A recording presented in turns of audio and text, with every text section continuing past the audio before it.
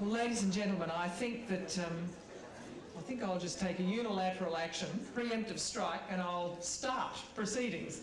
I'm Geraldine Doog, and I'm to be your MC tonight at this wonderful event. Thank you. It's absolutely wonderful to be here. I'm thrilled to see such a great crowd, and the weather so far is holding out. But I'll do all sorts of announcements afterwards, but I would ask you, ladies and gentlemen, to please be upstanding for the national anthem, and we'll be led in that by the choir of the Brisbane Muslim School.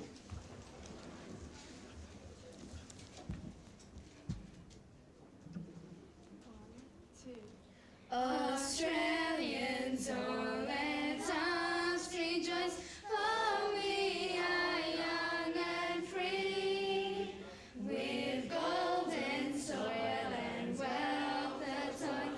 Our home is girt by sea, our land abounds in nature's gifts of beauty rich and rare. In history's page let every stage advance Australia fair. Beneath all strains and let us sing, advance Australia fair.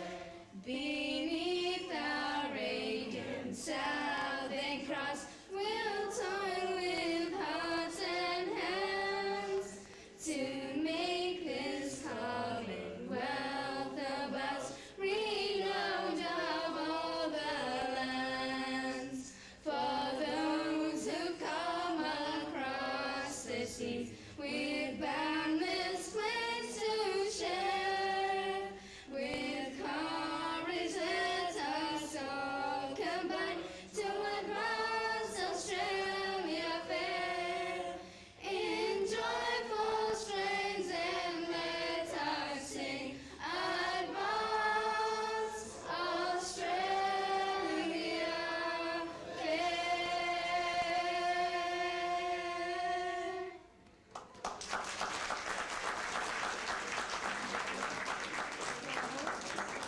One, two.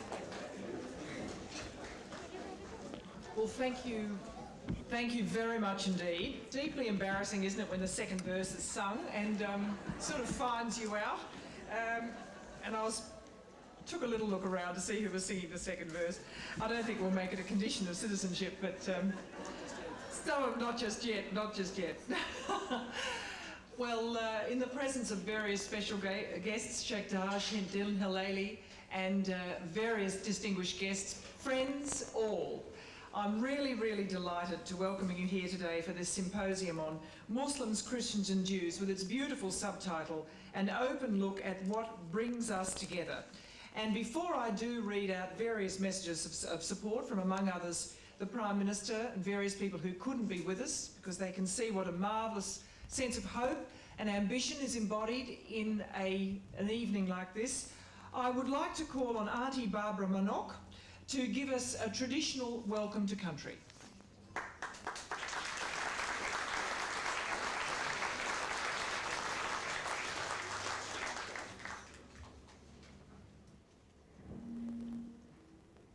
Well, good evening, ladies and gentlemen.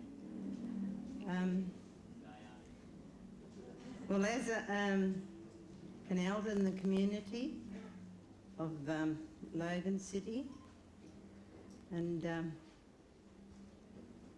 I wish you all the best of luck in our country. We know that as we move from town to town, it seems such a hard job to make friends and when we go there, but we used to come from a far country to here, Australia. It must be hard too. But for the love of God, we are joined together to make one tonight, and we pray that our love and your love will be shared in the time that you spend here in this country. So we welcome you all. Thank you.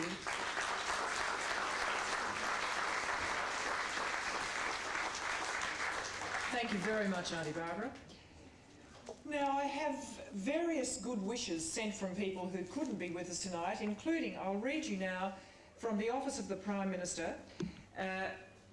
Dear Imam Al-Hazari, the Prime Minister, this is written by Ms Suzanne Kasvarak, who Private Secretary to the Prime Minister. The Prime Minister has asked me to thank you for your letter in which you invited him to attend the symposium. While the Prime Minister would like to have accepted, unfortunately long-standing prior commitments in New South Wales at that time will prevent him from joining you, and he must therefore decline your kind invitation. He has, however, asked that you accept his apologies and best wishes for a successful and constructive symposium. It is important meetings such as this that not only provide an opportunity to celebrate the enduring values of democracy, tolerance and equality for people of all backgrounds, but moreover they provide an ideal forum to promote a commitment to shared values and to enhance social cohesion within our rich and diverse multicultural community. So I think it was marvellous to receive a message like that from Mr Howard. We also have very good wishes from His Excellency the Governor-General, Michael Jeffries. We have wishes from His Eminence Cardinal George Pell, the Archbishop of Sydney, the Right Honourable Alexander Dowler, the Minister for Foreign Affairs, Melissa Doyle from Sunrise, Andrew Denton from the ABC also wanted to send their best wishes. So that's really a heavy company, that. Prue Goward from the Sex Discrimination Commissioner, who's an old mate of mine, and the Leader and Deputy Leader of the Opposition, and various ministers and diplomats who could not be with us tonight and really would love to have been. So they're going to miss out on something. I'm supposed to be the timekeeper. I notice we're a little bit late starting, but I'm sort of savage about time, so I shall attempt to keep good time. But look, the idea is to hear from various people, and I'll introduce them as we go. And I just wanted to say this before we actually begin. You know, for Compass, the program I do for ABC TV, I went on a journey in 2003 to meet Muslim leaders from around the world who live in the diaspora, not in the traditional Muslim countries. And we made a program called Tomorrow's Islam, and we made it into a book that Mr Downer actually launched earlier this year. One of the small, I mean it's small and yet profound things that I got out of this was a suggestion that where we used very comfortably the term the Judeo-Christian ethic to describe the sort of underpinning of philosophies that guide our nation. It was suggested to me on a couple of occasions that one real step towards trying to think of a more inclusive way of describing our ethos, and an utterly accurate way, would be to talk about the Abrahamic tradition. Because all three faiths that are here tonight, all three faiths that have a monotheistic basis, are drawn from that Abrahamic tradition, and that it's a lovely word, and it's a very, I think you'll agree, it's a more inclusive term, and it has a ring of truth that could be taken forward. So I certainly have taken it on board and try to use that term whenever I can. And I invite you, as we head off into these sets of discussions, to think about the usefulness and the fun of imagining, getting outside maybe our comfort zone and imagining new possibilities, because heaven knows that's what I think is necessary at the moment. So I'd like to invite, to start off and to open our symposium, the Honourable Chris Cummins, who is the Minister for Small Business, Information Technology and Multicultural Affairs, representing the Government of Queensland, for his own thoughts on why we've bothered to come out on a Saturday night and gather together. He has to leave fairly soon, but I will welcome him now to kick us off tonight in this pretty historic old event that we're engaged in. The Honourable Chris Cummins, ladies and gentlemen.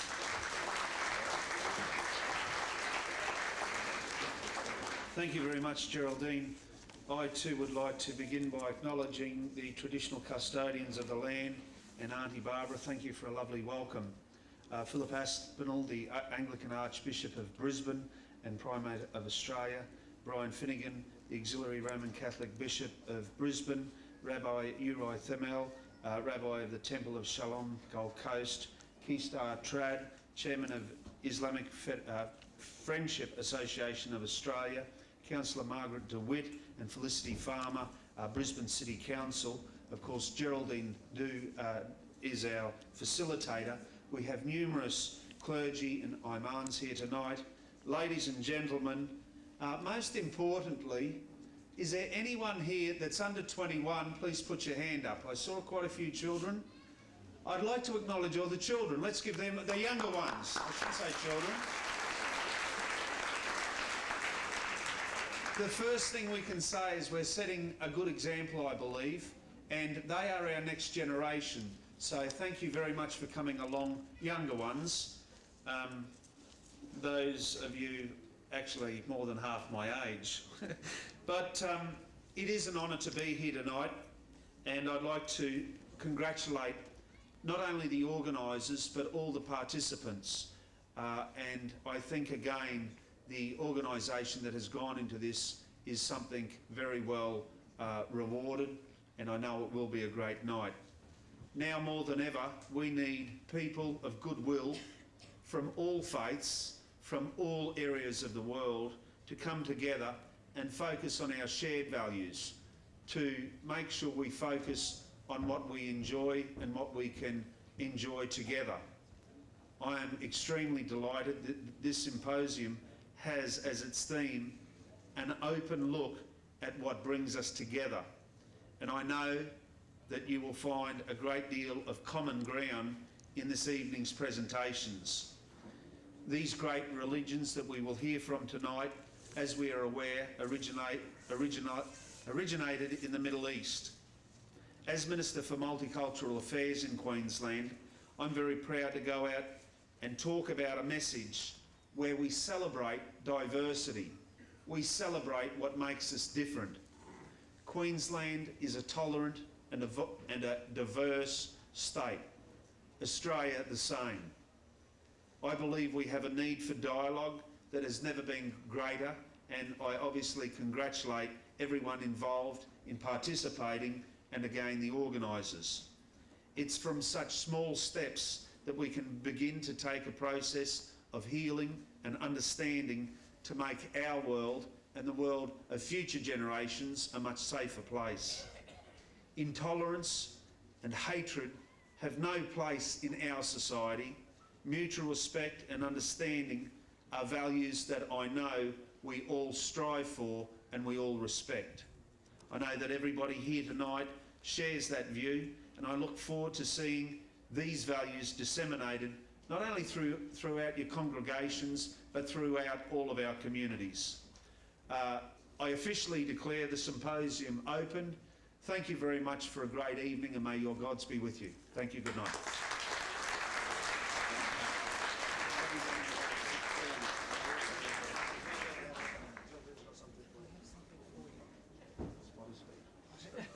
Thank you very much.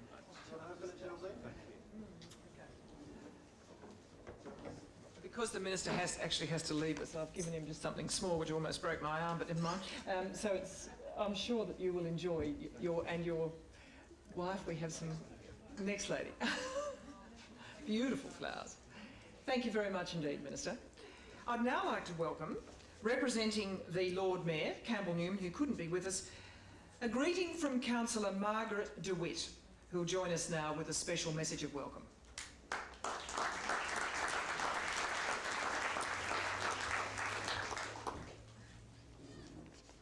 Thank you, Geraldine. Well, since the Minister has done the hard yards on the acknowledgements, can I just say, very distinguished guests, ladies and gentlemen, boys and girls.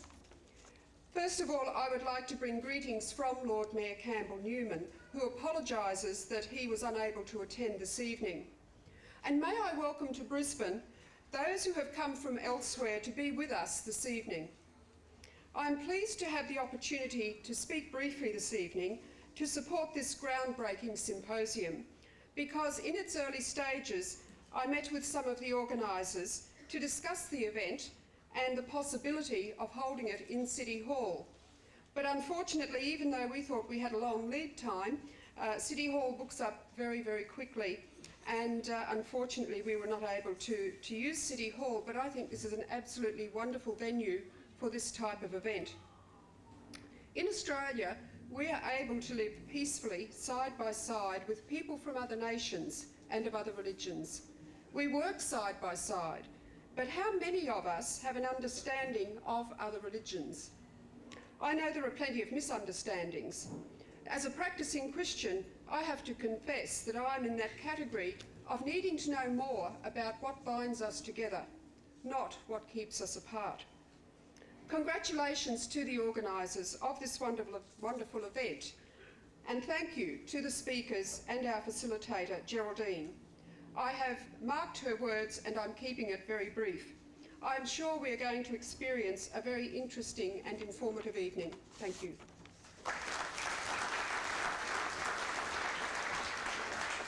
Thank you very much indeed, Councillor DeWitt. That's marvellously well distilled. Now it's my pleasure to welcome the Most Reverend Dr. Philip Aspinall to speak to us now. He, of course, he was elected Primate of the Anglican Church of Australia. I think that's a boon. I'm not quite sure whether it's something, a burden or a joy. But I'm absolutely thrilled to meet him. I've actually never met him in person. Of course, I've seen various references to him in the media, and I'm delighted he could be with us tonight. Bishop Aspinall has many tasks as Primate. He chairs the General Synod. He has to have various meetings with national heads of churches, very much involved with interfaith work and the business of, it seems to me, when I've always sort of received his words, very much interested in positioning religion in a much broader context. And I sometimes hear him, and it's a hard journey to do that job well in Australia, I think. And I'm delighted that in a way he saw the need and the obvious draw of a night like this, where you really step, I think, into a different zone. We did this in Sydney, actually, with out at Parramatta, which is where Kaiser and I first saw the possibility of a marvellous function like this, where people eat together, enjoy each other's company, do not dodge some of the difficult areas, because when we open it for questions later, I think you'll find that there will be some interesting areas to cover that in effect bring things out into an honest conversation. But to that effect, I'm delighted to welcome Bishop Aspinall. I didn't actually realise that Bishop Aspinall had a Bachelor of Science degree from the University of Tasmania. Maths and computer science were his major fields. So he in fact comes to us with a very broad background that he brings to the role, which is what I've actually heard coming through a lot of his statements. So I'll be very interested tonight to welcome Bishop Aspinall to pray with us and to also address us for this important symposium. So ladies and gentlemen, please welcome Bishop Philip Aspinall.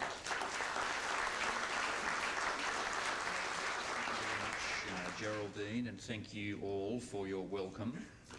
As Geraldine has said, I've been asked by the organisers to pray before I address you. So as a Christian, I will lead us in prayer from that tradition. Let us pray. In the name of God, Father, Son, and Holy Spirit. Heavenly Father, we gather to listen to your Spirit as you call to us in the quietness of our hearts and as you speak to us through our brothers and sisters assembled here. Grant to us all the gift of love, not only for our own families and friends, but for all people, and especially for those whose customs, ways, and beliefs differ from our own. Guide and protect all who are gathered here. Preserve us from thoughts that are wrong, from words that hurt, and from actions that harm. Enable us all to serve you and each other with generosity of spirit and for the good of the whole community. Hear our prayer through Jesus Christ our Lord. Amen. I'm invited to speak tonight from a Christian perspective about some of the values that Christian, Muslim and Jewish people might share, some of the things that might bring us together. First of all though, and without any intention to spoil the party whatsoever, let me recognise and acknowledge that there are significant differences between Christianity, Islam and Judaism. It's not a matter of all religions being the same at root. That is not the case. There are differences in what people of different faiths believe. For example, Christians believe that God is the Holy Trinity, Father, Son and Holy Spirit. And Christians believe in the incarnation of Jesus Christ. And those beliefs make Christianity quite different from Islam or Judaism. So it's no good pretending the faiths are all the same and that they all see God in the same way, because I think it's very clear they don't. They're different. But having said that, as well as there being big differences between the faiths, there are also points of agreement or similarity. Let me suggest just a few to get the discussion going.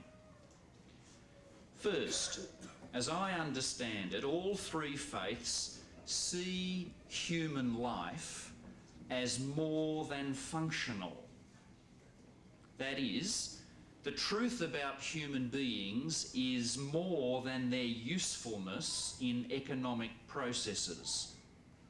I think I'm right in saying that all three faiths believe there is a fundamental value and dignity to human life.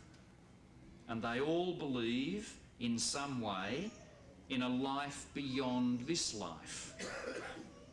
So there are some similarities, I think, in the way the three faiths view and understand what it means to be a human being. Secondly, all three faiths, I think, emphasise the importance of the family. The family is vital in the nurturing and expressing of faith among its own members, as well as being central in ensuring the cohesion of the wider society. I think the way the family is seen would be another area where there would be strong similarities and common elements among the three faiths. And thirdly, though we might get there by different routes and different ways of thinking, I think the three faiths do reach similar conclusions about a range of ethical and social questions in today's world. So I think there's a fair degree of agreement about issues like abortion and euthanasia and stem cell research and so on. And that level of agreement should allow us to act together in respect of those things. So the situation we face is one in which there are significant differences in what we believe, but also important areas of agreement among us, especially in terms of the values which underpin our daily life. The other important element of our current situation is the world we live in.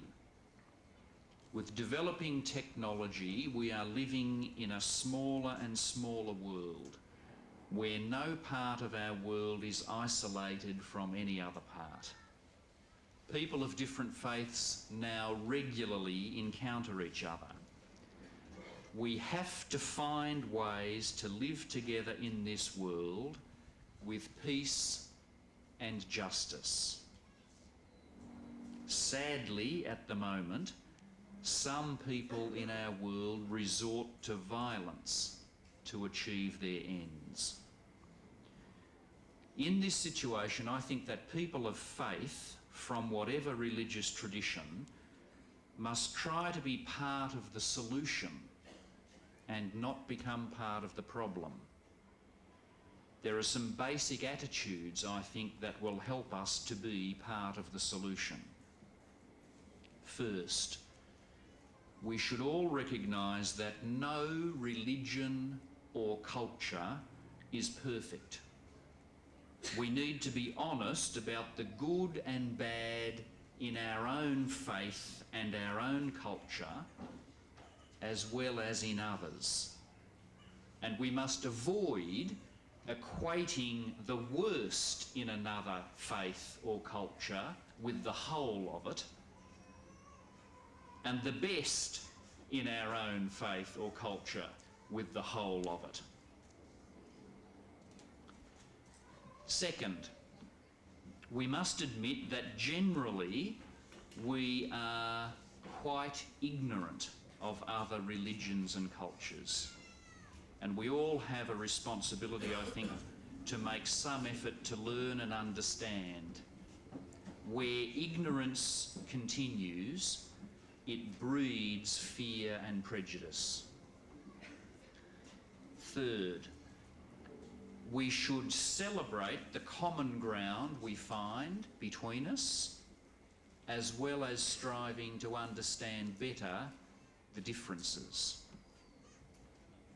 Fourth, there needs to be face-to-face meetings like this of people from different faiths and cultures, so that they can come to know each other and learn from each other and become peacemakers together.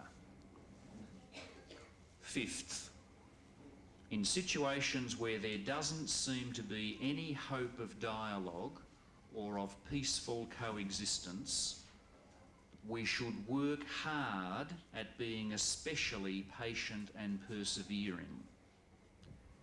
That will be costly for those who endeavour to be peacemakers in those difficult situations. But in the long run, that cost, as significant as it is, may not be as great as the alternative. If we can all bring these attitudes to bear in our discussions and our relating to each other, then I think people of faith can be part of the solution our world needs. These attitudes depend on an underlying outlook which I think is a kind of spirituality. It's a spirituality based on thoughtfulness and on humility.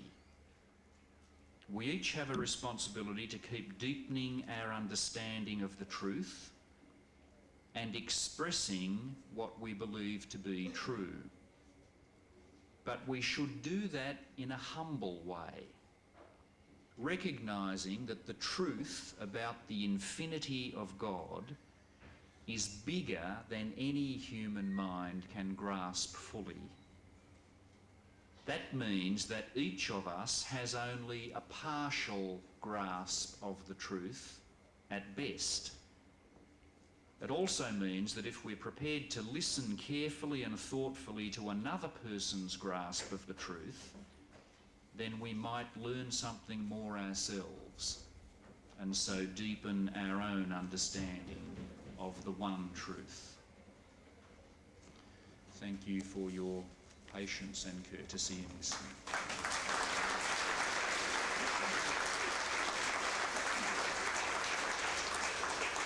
Thank you, Archbishop. It was a fantastic invitation and a reminder, of course, the way you identified it in all those different component parts is a very good, I think, checklist for us all to take away with us. Now, before we go any further, I'm going to invite Imam Yosef Pir to conduct the fourth prayer of the day, which... Pardon me? I see. So, now, so what's my correct... How shall I put it? He's making the adhan. He's making a call to be led by the Mufti. Is that correct? The Mufti will lead the prayer. The Mufti will lead the prayer. Oh, pardon me. See, this is the thing, you see. The details of the correct way one does this, I'm still learning myself. So, the Imam will make the call for the Mufti to lead the prayer. And can I call on Imam Yusuf Piet to make that call now, please? Allahu Akbar, Allahu Akbar. Allahu Akbar, Allahu Akbar.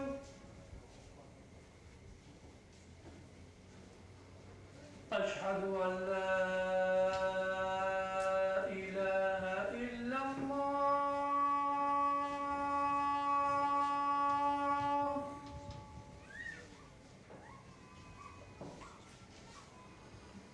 أشهد أن لا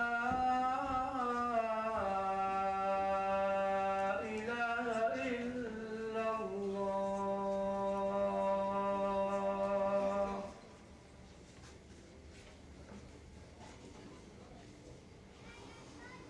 أشهد أن محمدًا رسول الله.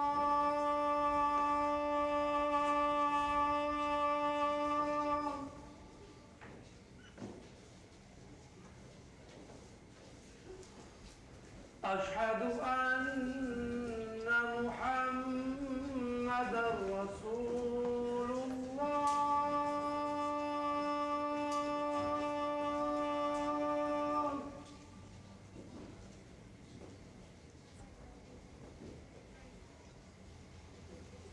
حي على الصلاة.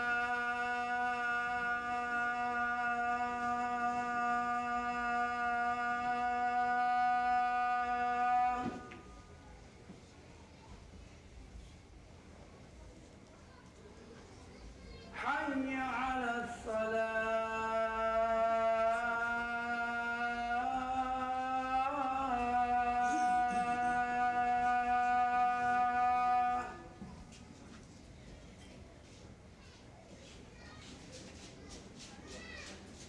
حي على الفلاح.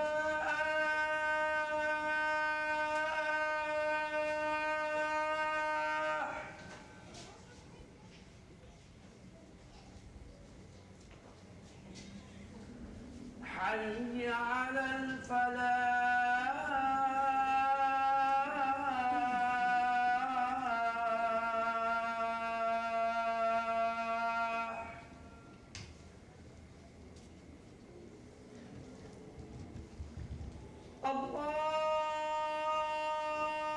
الله أكبر،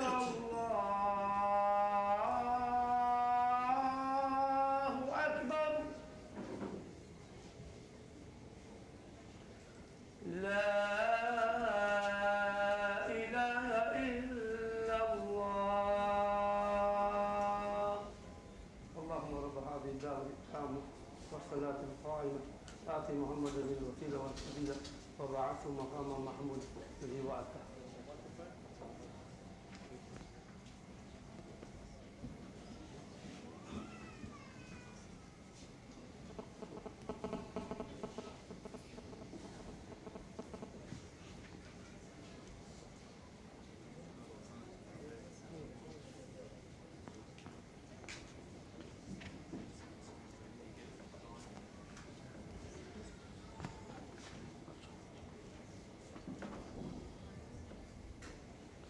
استقيموا واستووا رحمكم الله. الله أكبر.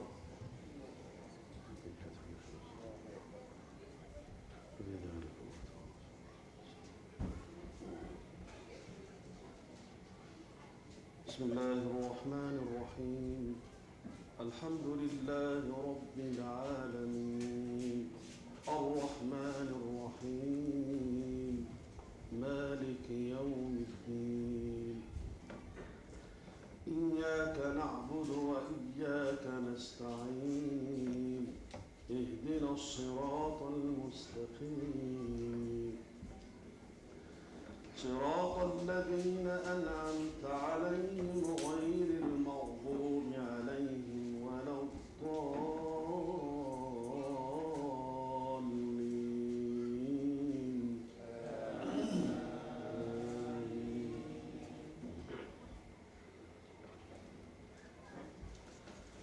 الذي خلقني فهو يهدين والذي هو يطعمني ويسقين وإذا مرضت فهو يشفين والذي يميتني ثم يحيين والذي أطمع أن يغفر لي خطيئتي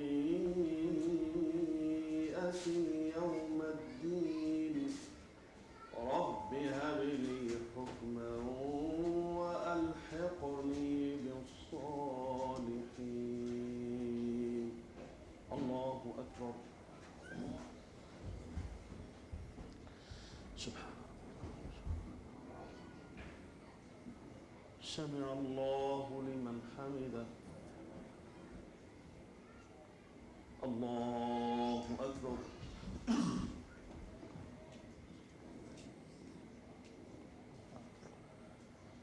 الله أكبر.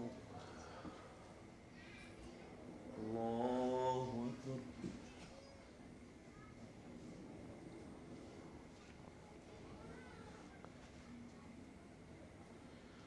الله أكبر.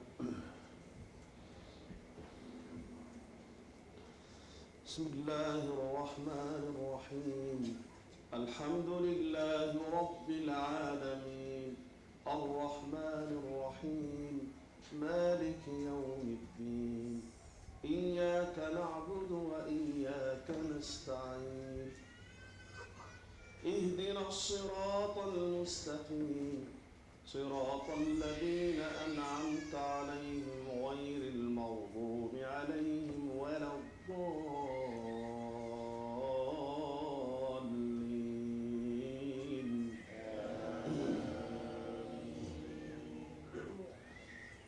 يا أيها الناس إنا خلقناكم من ذكر وأنثى وجعلناكم شعوبا وقبائل لتعارفوا إن أكرمكم عند الله أتقاكم إن الله عليم خبير. الله أكبر. سبحان الله. سمع الله لمن حمده. الله أكبر.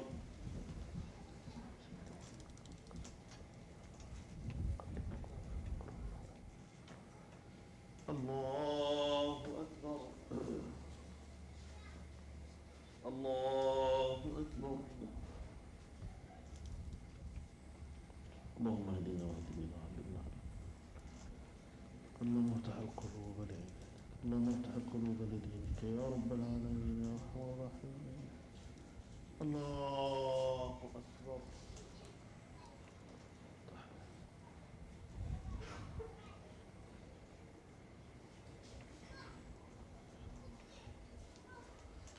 الصالحين أشهد أن لا إله إلا الله وحده لا شريك له وأشهد أن محمدا عبده ورسوله.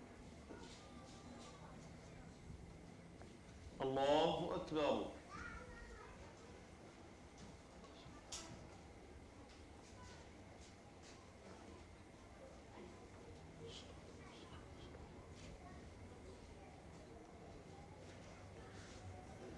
آمين. الله أكبر.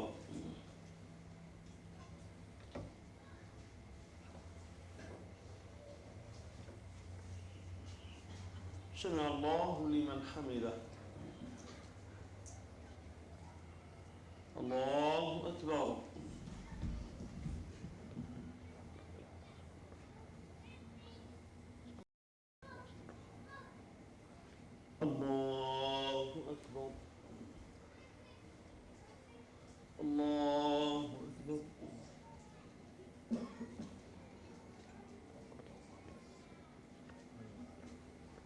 الله أكبر.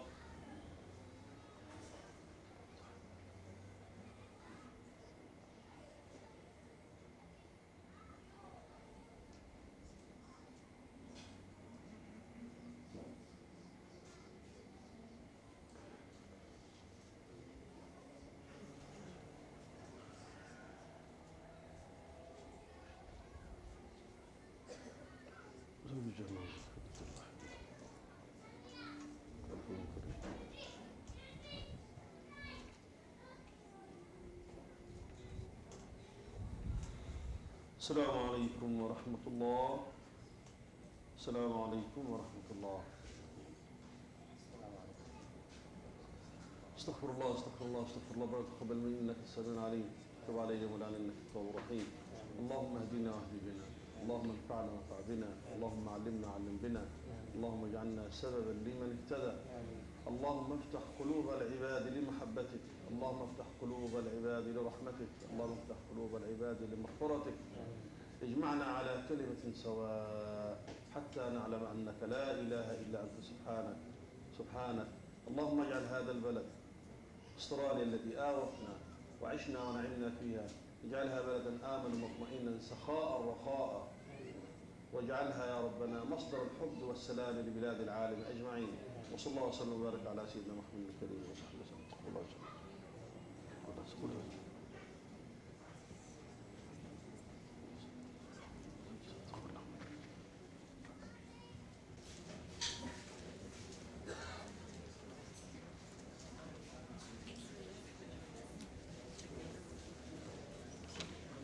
I wonder if I could just very quickly break from our plan and just ask Kaiser Trad, who'll be speaking to us a little later on, very, very quickly, to just give us some explanation of what, for those of us who don't know Kaiser, what we've just seen and why. Just tell us 5 prayers in a day, isn't it? There are 5 prayers in a day, and the Mufti just said to me, when it comes to your speech, make sure you explain why. And he said 5 prayers are a way of thanking God for the 5 senses that we have.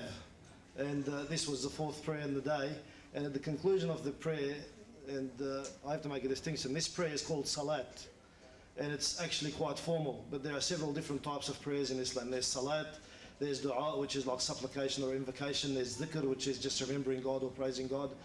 In this particular case, at the conclusion, the Mufti made another beautiful prayer where he said, where he appealed to God to keep this country safe, and a country where people learn to love each other and embrace each other and always get along with each other with mutual respect and mutual understanding, and where the case may be, mutual admiration. Good. Thank you very much. Thank you. I should ask, in the spirit of tonight, there was some beautiful voice production there, but in the Catholic Church we do quietly become amused, dare I say it, some of the singing we hear from our priests. Is that ever allowed in Islam? In Islam, to pray you have to learn to sing. You have to pray, you have to learn to sing. Well, see, this is something that the Catholics haven't learned. I apologise, Father Didigan, but many of us who've sat through some hilarious... It always amuses me mightily when the poor priest does his very best. And you can see the organist sitting there thinking, now, do I change the key totally in order to keep up with Father, or do I just come in where I should? And you hear this extraordinary gulf as everybody adjusts their tone. It's one of the more predictable parts of living life as a Catholic. And we don't know how to sing, we don't know the Old Testament, we don't know how to sing. Anyway, yes. We are later. We certainly are. We'll just have a few more. Most definitely we are.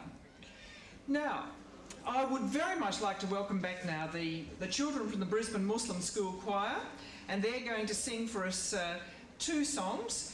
They're under the direction of Miss Nadia Rane and Miss Naila Rane. They were formed 2 years ago, and they perform Islamic songs and songs with a strong humanitarian message. They've performed at World Refugee Day and at international interfaith conferences. So, ladies and gentlemen, please welcome back to entertain us now the Brisbane Muslim School Choir.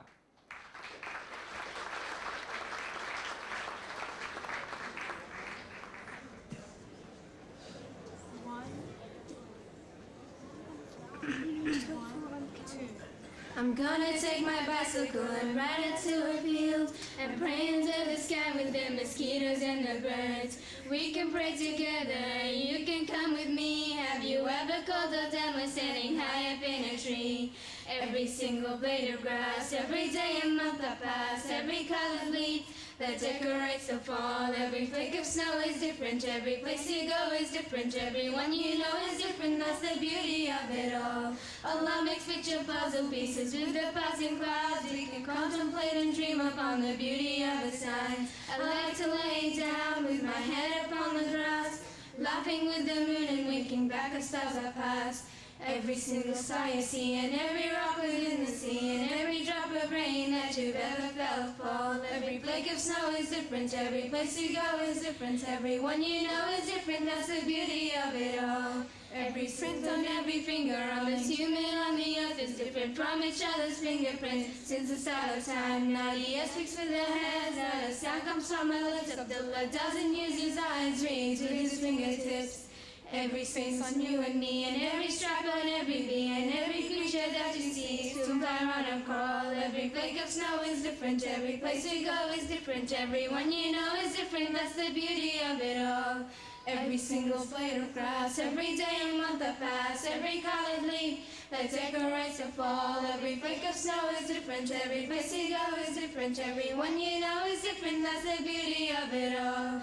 Every single star you see, and every rock within the sea, and every drop of rain that you've ever felt fall. Every flake of snow is different, every place you go is different, everyone you know is different, that's the beauty of it all.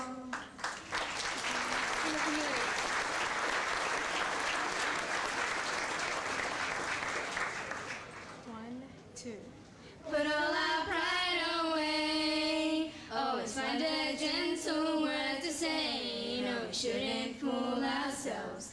Allah has given so much to you and me. Put all our pride away, always thank Allah when we pray. No, we shouldn't be full of ourselves when we should be full of humility. We're all living here together on this planet, floating around the sun. Floating around the sun. We're all equal to one another. No one's better than anyone. Better than anyone. The only thing we have to weigh us all apart Weigh us all apart. is the faith only Allah can see deep inside our hearts. Put all our pride away, always find a gentle word to say. No, we shouldn't fool ourselves. Allah has given so much to you and me. Put all our pride away, always thank Allah when we pray. No, we shouldn't be full of ourselves when we should be full of humility. Oh. Trying hard to simply be humble, never acting proud. Never act too proud. To trip and stumble with your nose up above the clouds. Up above the It's clouds. best to always be modest, to keep our feet on the ground. Keep your feet on the ground. Pride will eat us up inside if we're arrogant and loud. Put all our pride away, always find a gentle word to say. No, we shouldn't fool ourselves. Allah has given so much to you and me. Put all our pride away, always thank Allah when we pray. No, we shouldn't be full of ourselves when we should be full of humility. La la la la la, la la la la. You know we shouldn't fool ourselves. Allah has given so much to you and me. La la la la la, la la la la. You know we shouldn't be full of ourselves when we should be full of humility.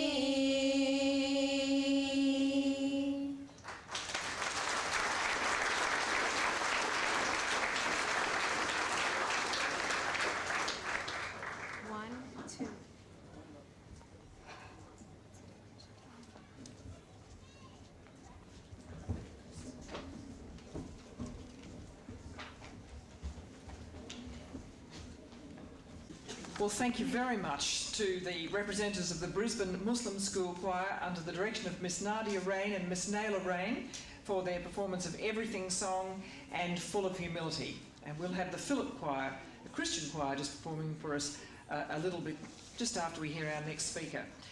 Ladies and gentlemen, I'd like to introduce you now to the Auxiliary Bishop to the Archbishop of Brisbane, Brian Finnegan, who has a long and varied career in the Roman Catholic Church that he brings to us tonight.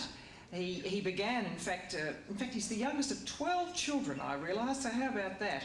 7 girls and 5 boys, born in Port Fairy in Victoria, and educated for the priesthood at Corpus Christi College in Werribee, continued at Corpus Christi College in Glen Waverley. He's had undergone postgraduate studies in the Catholic University of America, and as I said, a very broad career in the Catholic Church at a range of levels, and very much involved with interfaith work, again, particularly on the Roman Catholic Uniting Church Dialogue Group. And he has also served in the field of canon law. He's been a judge of the Marriage Tribunal for 17 years and Secretary of the Canon Law Society of Australia and New Zealand for 16 years. So I'm very much looking forward to seeing what Bishop Finnegan brings to our dialogue tonight. Please welcome him.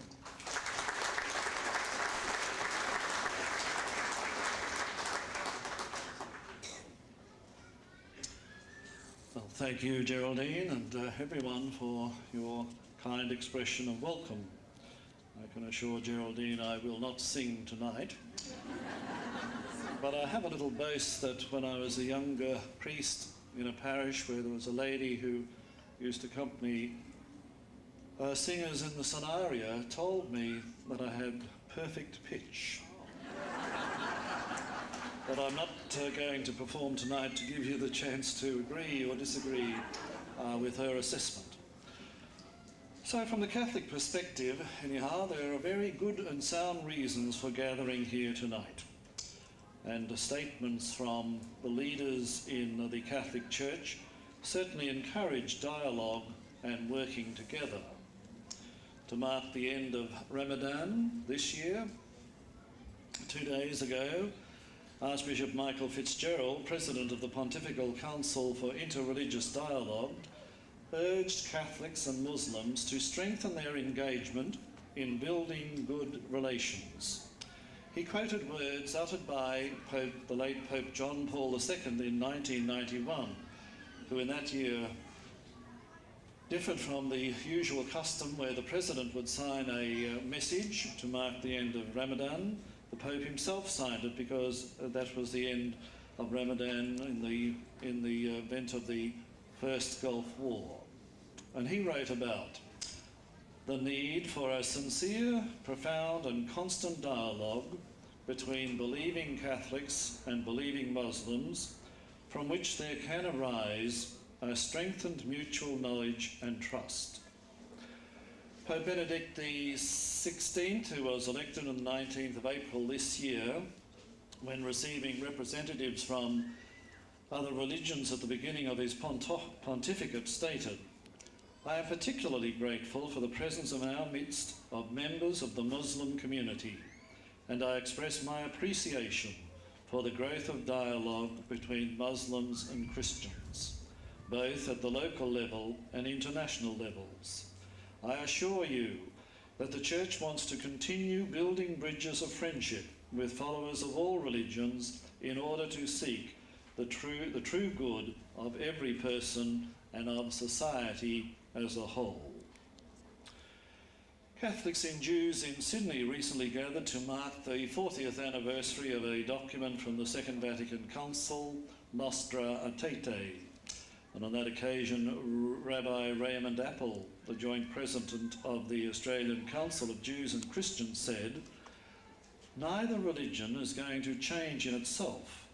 So what we are talking about is the respectful understanding between neighbours, who each have their own family, their own way of thinking, and their own commitments. So far, the dialogue has been rarefied, top echelon exercise. So we need to be able to bring the new spirit into Catholic seminaries, teachers' college, and to the person in the pew. Cardinal Edward Cassidy, the retired president of the Pontifical Council Promoting Christian Unity, as well as the Holy See's Commission for Religious Relations with the Jews, said on the same gathering that inter-religious dialogue is not an option so much as an imperative in a world of escalating religious conflicts. And he said, "We all know that much more has to be done in this field in both communities, but we must not be satisfied with that, for we have so much in common that we can offer together to a troubled world." I think it's fair to say that we wouldn't be here tonight from Catholic perspective, but for the fact on the 25th of October the 25th of October this year marked the 40th anniversary of that important document, Nostra Aetate, a document of the Second Vatican Council, which ran from 1962 to 1965, that dealt with non-Christian religions, in particular Judaism. And that document is remembered for three main points: a clear rejection of the traditional charge of deicide. Number two, recognition that God does not take back the gifts he bestowed or the choice he made. Number three, the unequivocal rejection of anti-Semitism. A number of gatherings which involve Jews, Christians and Muslims all over the world have observed that 40th anniversary. Pope Benedict sent a message to one such conference in which he said, "As we look forward to the future, I express my hope that both in theological dialogue and in everyday contacts and collaboration, Christians and Jews will offer an ever more compelling shared witness to the one God and his commandments, the sanctity of life, the promotion of human dignity, the rights of the family, and the need to build a world of justice, reconciliation and peace for future generations." On the 20th of August this year, Pope Benedict XVI made his first visit back to his native homeland, Germany, as Pope, and he addressed Muslim leaders in Cologne. He echoed the sentiments of Pope John Paul II, who said, when he was addressing young Muslims earlier on, "The young can build a better future if they put their faith in God and if they pledge themselves to build this new world in accordance with God's plan, with wisdom and trust." Pope Benedict also quoted from that Vatican document which I've mentioned. "The Church looks upon Muslims with respect. They worship the one God, living and subsistent, merciful and almighty, creator of heaven and earth, who has spoken to humanity and whose deep decrees, even the hidden ones, they seek to submit themselves wholeheartedly, just as Abraham, to whom the Islamic faith readily relates itself, submitted to God." And he made a personal plea. As Christians and Muslims, we must face together the many challenges of our time. There is no room for apathy and disengagement, and even less for partiality and sectarianism. We must not yield to fear or pessimism. Rather, we must cultivate optimism and hope. Interreligious and intercultural dialogue between Christians and Muslims cannot be reduced to an optional extra. Many people have drawn great inspiration from the gatherings for peace at Assisi in October of 1986, where the Pope made it clear that each one present at Assisi will pray to God according to his own religious tradition. A second gathering took place at Assisi in January of the year 2002. The common commitment to peace was read in different languages. And the Pope concluded by declaring, "Violence never again. War never again. Terrorism never again. In the name of God, may every religion bring upon the earth justice and peace, forgiveness and love and life."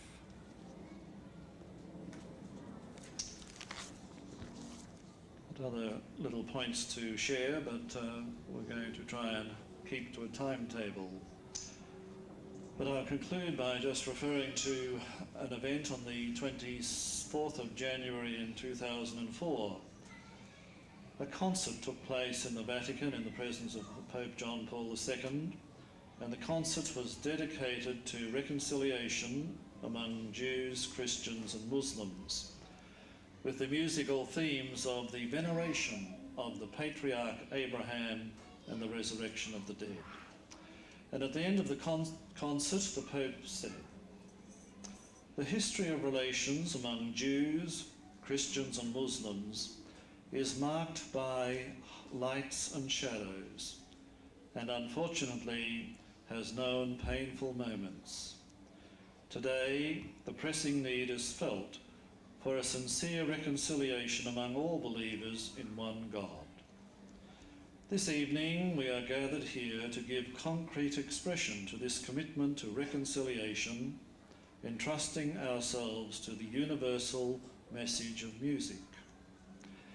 Our common desire is that all human beings be purified from the hatred and evil that continually threatens peace, and that they may know how to extend hands that have never known violence, but which are ready to offer help and comfort to those in need.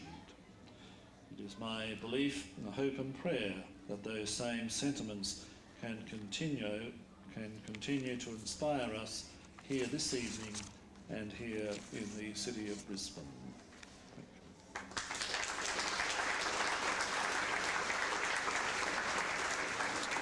Thank you indeed, Bishop Gilligan. And as you're saying, these things sound marvellous when they're uttered. They're great aspirations. Living them out can be a much more challenging thing to do, and we'll talk about that. We'll just have some music, then we'll have two speakers, and then we'll have our time for our conversation and dialogue, which I think will be a lot of fun actually, and then we'll break for some terrific food. So could I invite members of the Philip Choir to come up and just perform for us now? And these are members of a choir drawn from a range of churches and also the University of Queensland, and they're going to perform for us, and I'm very much looking forward to hearing them. So I shall welcome them now, please.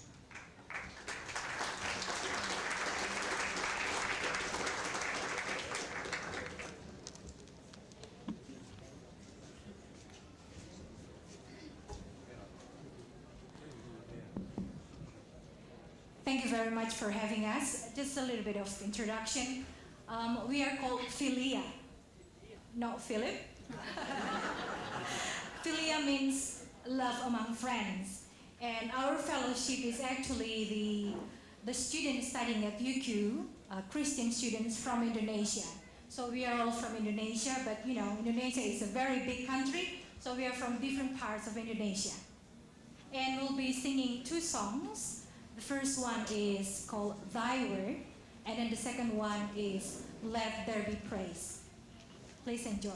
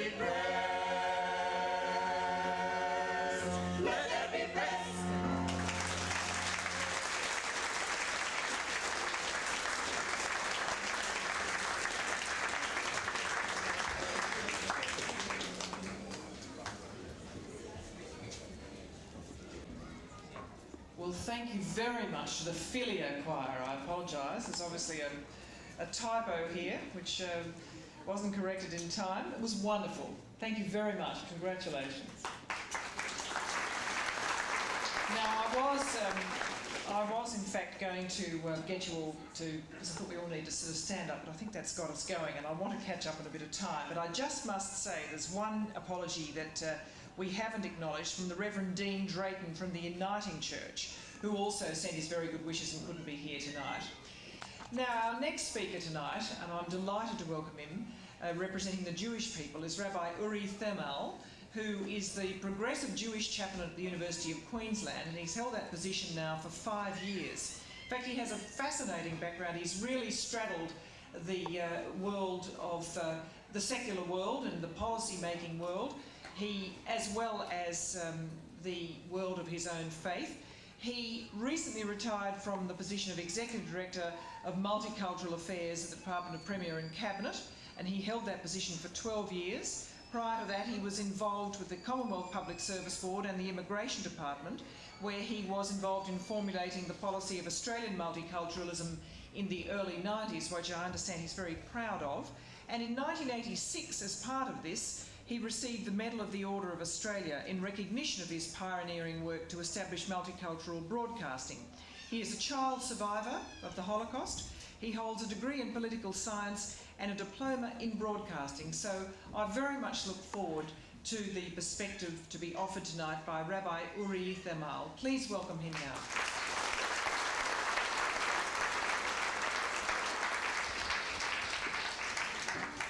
Thank you, Geraldine, and I won't sing.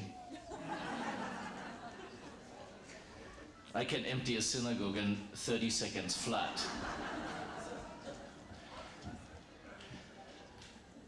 I'd like to acknowledge the traditional owners of the land on which we meet and thank Auntie for your welcome. The Muslims just had Ramadan. The Jews just had Yom Kippur. Yom Kippur is the Day of Atonement. When we think about how we relate to our society, to our family, to our friends, to God. And it is a time for reconciliation. And an old Jewish joke has it that there were two Jews sitting in synagogue on Yom Kippur who hadn't talked to each other for many years. And independently of each other, they began to think that that wasn't right. After all, what is Yom Kippur about if not to make peace? So in a break during the service, they go up to each other and one says to the other, look, we haven't spoken to each other for a long time. There was a lot of anger, a lot of hatred. Let's make peace. And the other one says, that's a wonderful thing and very meaningful, Yom Kippur. I agree. Let's begin to talk to each other again. And the first one says, I wish you everything that you wish me. And the second one says, are you starting again?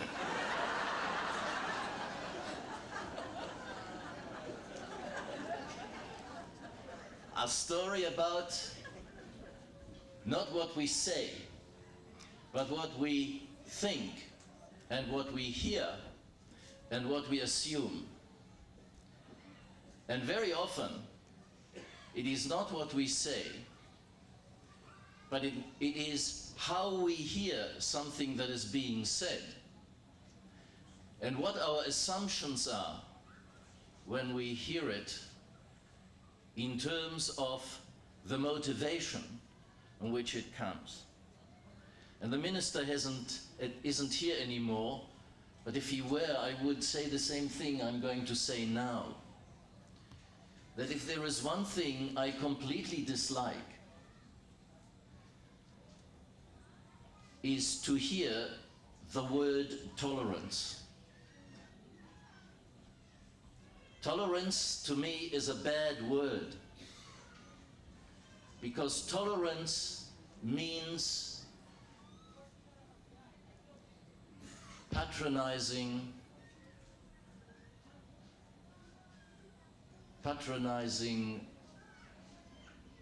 living with me in some way. Tolerance reminds me of pain.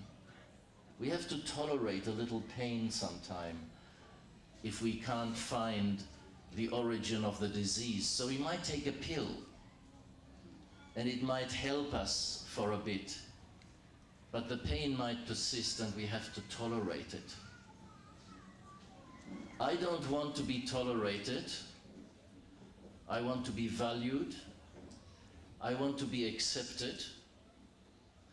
I want to be respected. And if we translate that into the diversity of groups, of religions, of nations, then I don't think that tolerance is helpful. Tolerance is something very fickle. Today you are tolerated, tomorrow you can be hated. And history has shown just how this works.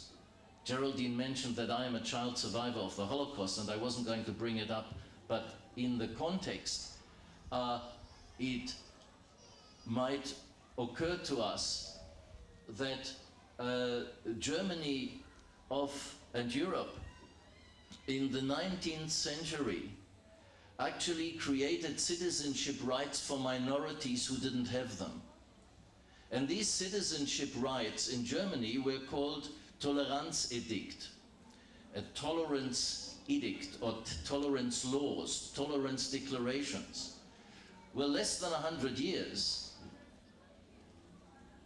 there was a political party and an ideology that arose that said not just are the same minorities, and they weren't only Jews, there were other minorities as well, are no longer tolerated, but they don't belong, not there and not to the world, and need to be eradicated.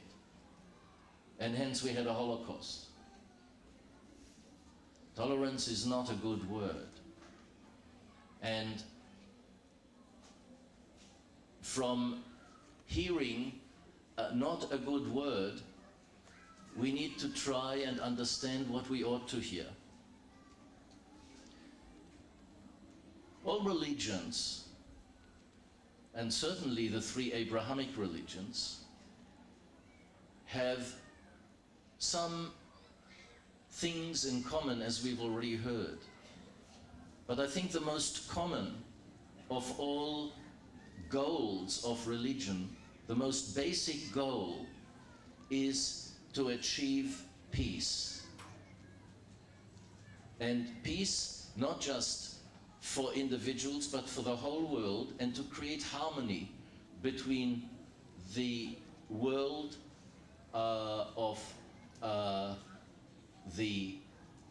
nature and the world of humanity, as well as the world of God. In Judaism, this is expressed through the aspiration of trying to achieve messianic times. And messianic times are described by our prophets in terms of forging spears, forging plows into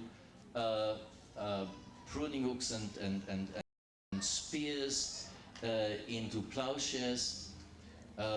In other words, converting weapons into instruments of peace, into instruments of production of food. And then the prophecy of Isaiah and Micah go on to say, and at these end of days, when we reach that stage, every person will sit under their vine and under their fig tree, and nobody will make them afraid. And I think that that is the operative term, that none shall be afraid. We must try to reach a stage where we are not afraid of each other, where we are not afraid to live in this world, where we are not afraid to move forward toward a goal which tries to reach a better world, where we are not afraid to find the common ground on which we can walk towards peace in spite of our diversity. As the Archbishop said, we are not the same, and neither should we be. Who knows where the truth is? We all have the same right to try and move in our own way towards the truth, in our own way to worship God. Where does the conflict arise? The conflict arises when one says, I have the only truth. Mine is the only right way.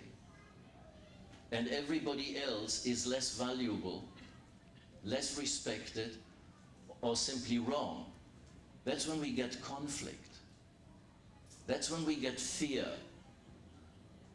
I would like to hear the messages of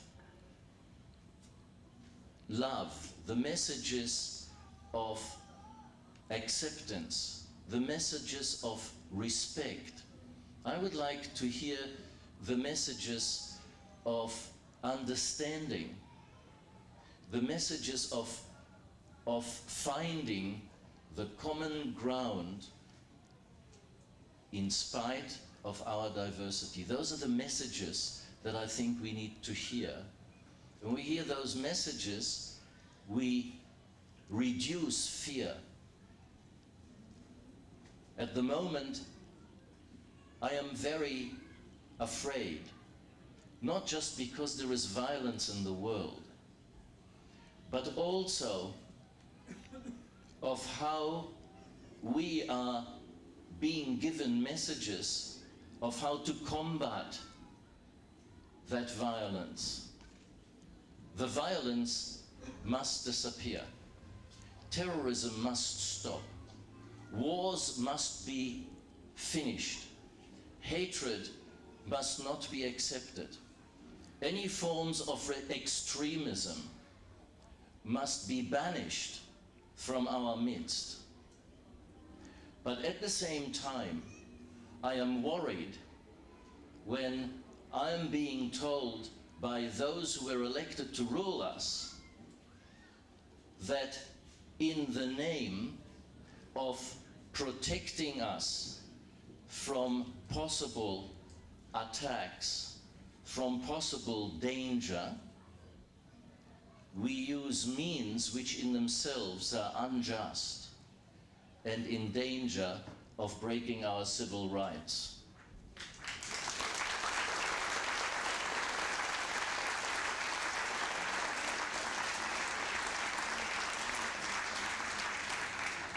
You cannot fight an injustice with unjust laws.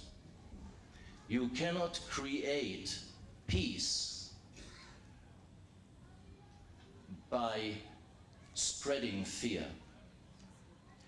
You cannot defend security by creating an insecurity about the laws upon which our society is based. So I hope and pray that we all work together, find the way towards reaching those messianic times, because it is our responsibility together, and that we together find a way of eradicating fear and creating a world in which living in peace means not having to be afraid, not of those extremists who create violence, and not of those who try to protect us with unjust laws.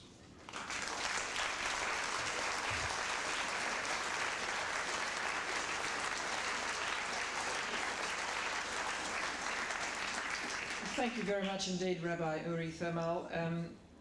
I wrote him a little note and said, can you reduce what you're going to say just because I'm trying to catch up in time? And he went, I know that now meant no.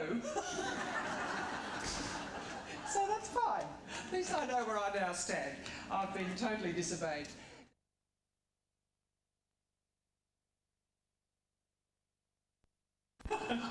That's my authority, he says. Our final speaker, before we open to questions, which I think will be very rich, is Kaiser Trad, who's been very closely involved in the organisation tonight. I think I first met Kaiser in the early days after September the 11th. I was so devastated and felt powerless and didn't know what to do in those days.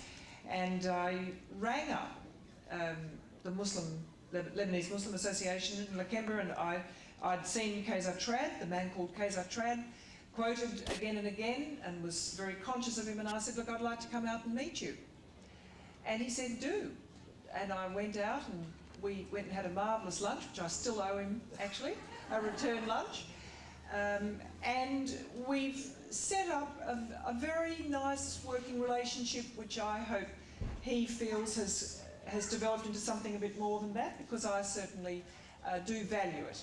And to me, it's just a very small example of what is possible, and it's led to me being here tonight. I don't go Saturday nights out away from my family for very many invitations. I made an exception. Kaiser has been a considerable contributor to the Muslim community in many facets. Since the 90s, he was a public servant actually for 14 years, and a very strong family man, a very passionate man. Kaiser, I think, as I said in one of the previous, he doesn't like this, but I think he single-handedly holds up the profits of Telstra. Kaiser is virtually never off the phone and is known to juggle several in his hands all at once, and you can see him bobbing around here tonight. But he is a man of great heart, and I welcome him tonight to address us as our final speaker before we head to questions. Ladies and gentlemen, Kaiser Trad.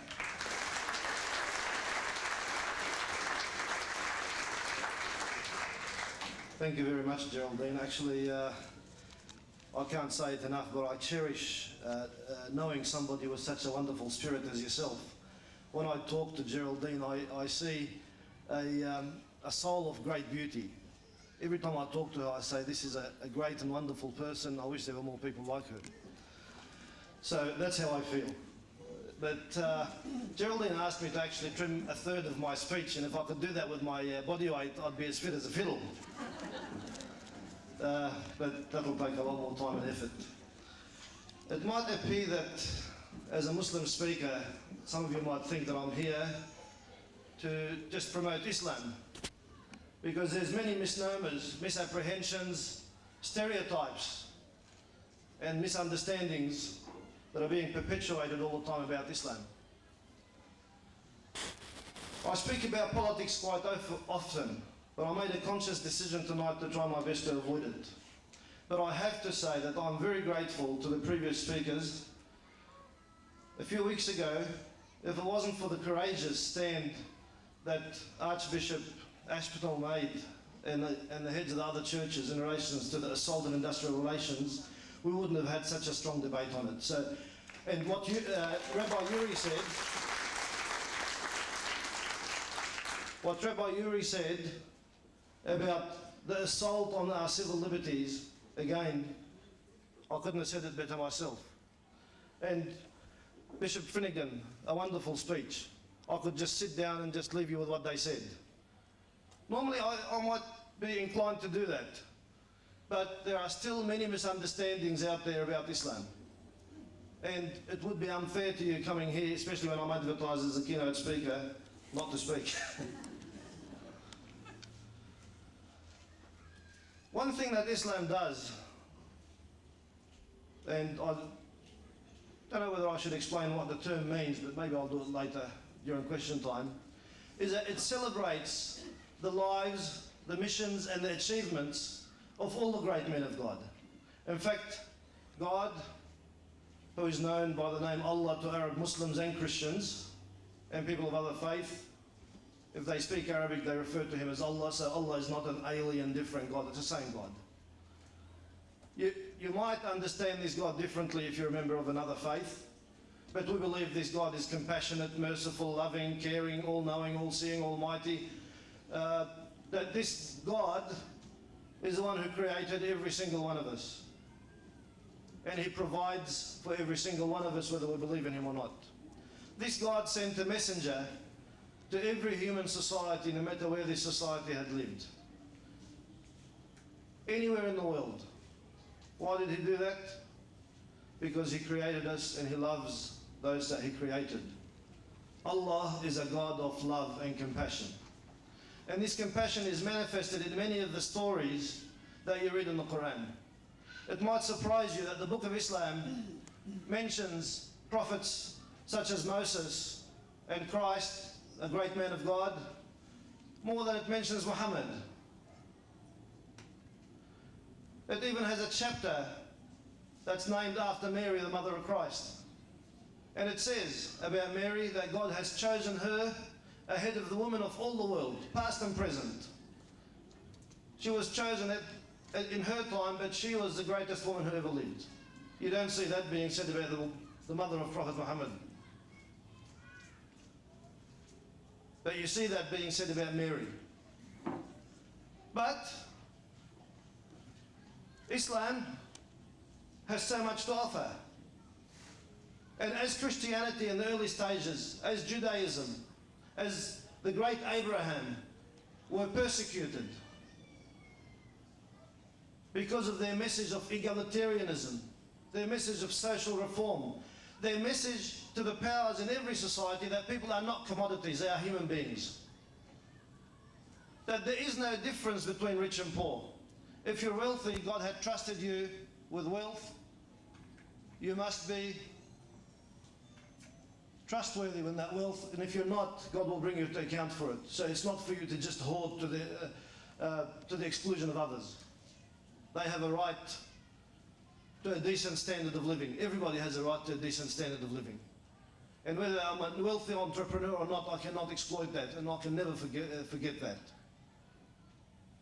The churches have been saying for weeks, after they saw the industrial relations reforms, that man does not live by bread alone.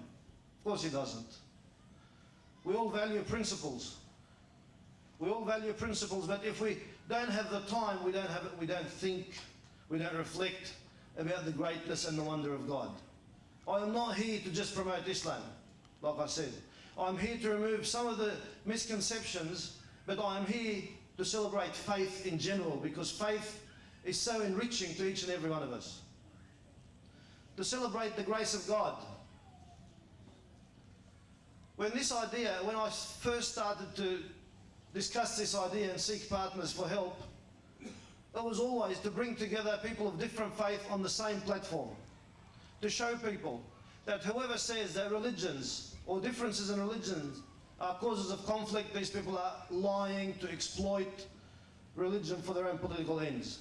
In fact, religions are sources of love, respect, compassion and tolerance. And Allah tells us in the Quran, He says, if He willed, He would have made us all the same, all one community, all believing in the same religion. But He didn't. Why? Because He also values a very important gift that He gave us, and that is the gift of conscience, gift of free will, gift of freedom of thought, freedom of expression.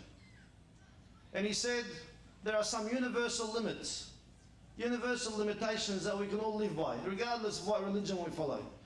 And these universal limitations guarantee you rights, because through them you also respect the rights of others. And whatever I use to respect the right of someone else, I am guaranteed that the inverse will happen to me, that my rights will be respected.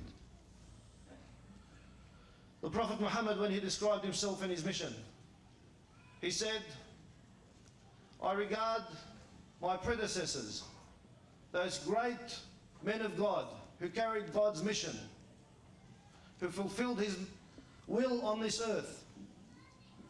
We are all brothers. We have different mothers, but our religion is the same. And our example in reference to God is like the construction of this beautiful house. And this house was built and beautified and decorated, and there was one brick left in a corner. He says, I make up that brick. So I and Christ and Moses and Abraham and David and Solomon and Jacob and Job and Jonah and Zechariah and John the Baptist, all these people together represent God's love to us and for us. That they came to this world and they suffered and they lived with persecution. Who can tell me, who does not know about the greatness of the persecution that Christ suffered? He was maligned, he was ridiculed, he was tried. People wanted to kill him. How can they justify killing him unless they misrepresent him to the society that he lives in? When Abraham was catapulted in the fire, how did society accept that if he was not demonized? When the Jews were being persecuted at the hands of Pharaoh, the first persecution, such a long time ago, and Moses had to save them, how could society accept that persecution if they were not demonized and misrepresented? And it is through this very simple example that I can give you an idea that there are some people out there who have put their conscience aside, they put their conscience aside for their own expedient reasons. I don't know who they are. And I'm not going to point fingers at individuals. But Islam tells me that yes, as a human being, I do have different emotions, different traits and different character attributes. And yes, when I'm faced with so much persecution, I might get angry. I might even have a degree of hate. I might even have the feeling and the need to want to defend myself. But it says I must channel that hate and that anger against the action, not the person. I must not judge the person, but I must deal with the action. I condemn the action, but not the man. Islam tells me that I must reach out with love and compassion, because that my persecutor is a victim. Maybe a victim of his own materialism, maybe a victim of Satan, maybe a victim of something. That this is a person that I should try and save, because God has given me the spiritual salvation and the success. And God has shown me the way to ascend and rise up above all these material considerations and above all these material shackles.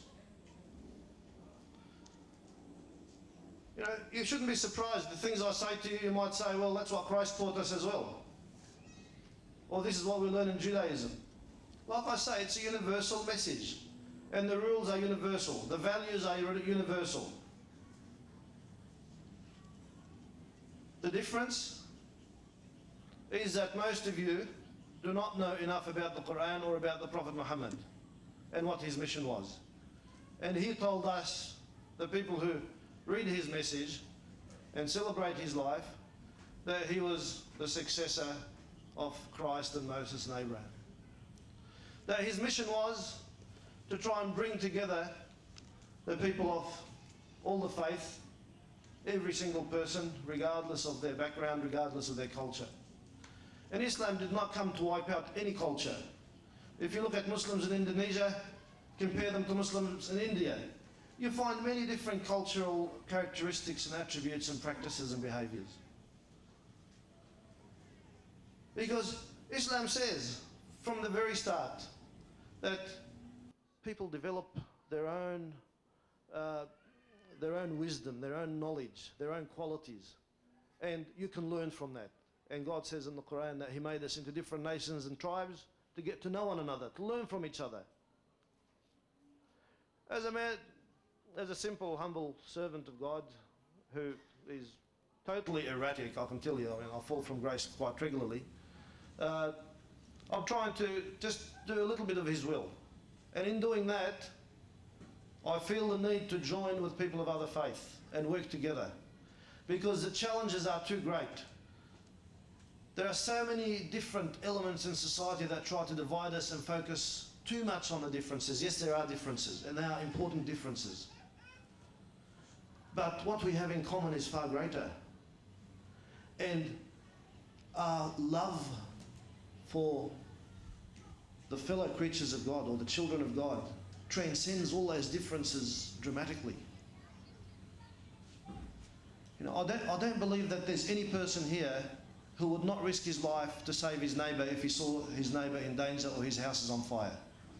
Would any of you not do it? That's what we're doing together. We're doing that together to save society. We stand up for your rights as men of God, for the rights of everyone. And your most essential right, that as many of us get distracted through feeding the body, is also to give you a little bit of time out to nurture the spirit, to nurture the soul. Because the soul is greater and has the potential to be greater than the body. I'd be in real trouble if I was just my body, I can tell you. But the soul is far greater. And who's teaching us about how we nurture and feed this soul? It is these great men of God. And we, in our maybe erratic, fallible manner, are trying our best to bring their message to you, the message of God to you, and to show you that we can stand united, to show you that we can transcend everything else. That when I gave you that example about your neighbour, if you saw your neighbour in danger, if you saw their house on fire, most of you would risk your life to go in and pull them out. If you saw someone attacking your neighbour, another person attacking your neighbour, it's not attacking you, so it's not an option to turn the other cheek. I can turn the other cheek if it's just against me. But if they're attacking my neighbour, is it right to just turn the other cheek and just overlook it? If I do, then I'm hurting both the perpetrator and the victim. The victim is going to taint his soul because he's committed a crime against a fellow human being. And the victim is getting hurt, and I've failed in my duty as a human being. I must try and save both of them. I have a duty to save both of them. So Islam, as a faith, said to us that, and this is why some of you might say, but there are verses in the Quran that talk about violence. So there are verses in the Bible that talk about violence. There are instances where great men of God have expressed anger. When the great Christ went into the temple and turned the tables of the money changers, that's anger. That's a violent act. He was doing it to save his people. When Abraham chopped down the statues, that's anger. That's a violent act. He's doing it to save his people. And when somebody defends himself or defends others against attack, that's a violent act. But he's doing it to defend someone. And the Quran says that if the antagonist gives any indication that they want to stop, then embrace them and stop and forgive. I could sit down and talk to you, or stand up and talk to you about the value of family in Islam. Well, why should I? My learned friends do that in church all the time in relation to Christianity, and there's hardly a difference in terms of the value of family. I could talk to you about so many other things, but why should I? Because my learned friends do that all the time in their own churches and synagogues, and the values are very similar. But it would be wrong of me not to introduce you to another great man of God. A man whose mission and whose life was described by God as a mercy for the worlds, and worlds in plural. The human world, the animal world, the vegetable world, the environment. And there are so many verses in the Quran that deal with each and every aspect of these. That we are taught through the name of the religion, which Islam, the greeting, salam, peace, etc., that you have to, first and foremost, through your devotion to God, learn to be at peace with yourself. And through that emanates peace with your fellow human being. And through that emanates peace with everything around you.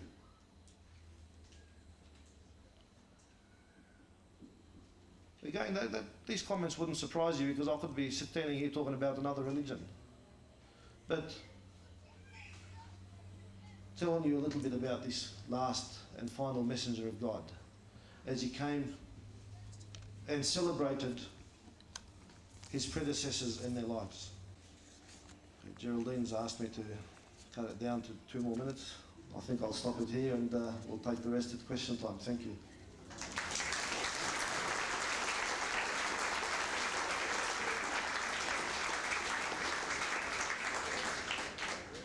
I'm sorry, I just feel that we'll pick up in questions. It's very good of you, Kay. So I just feel that people have got lots of questions they want to ask now.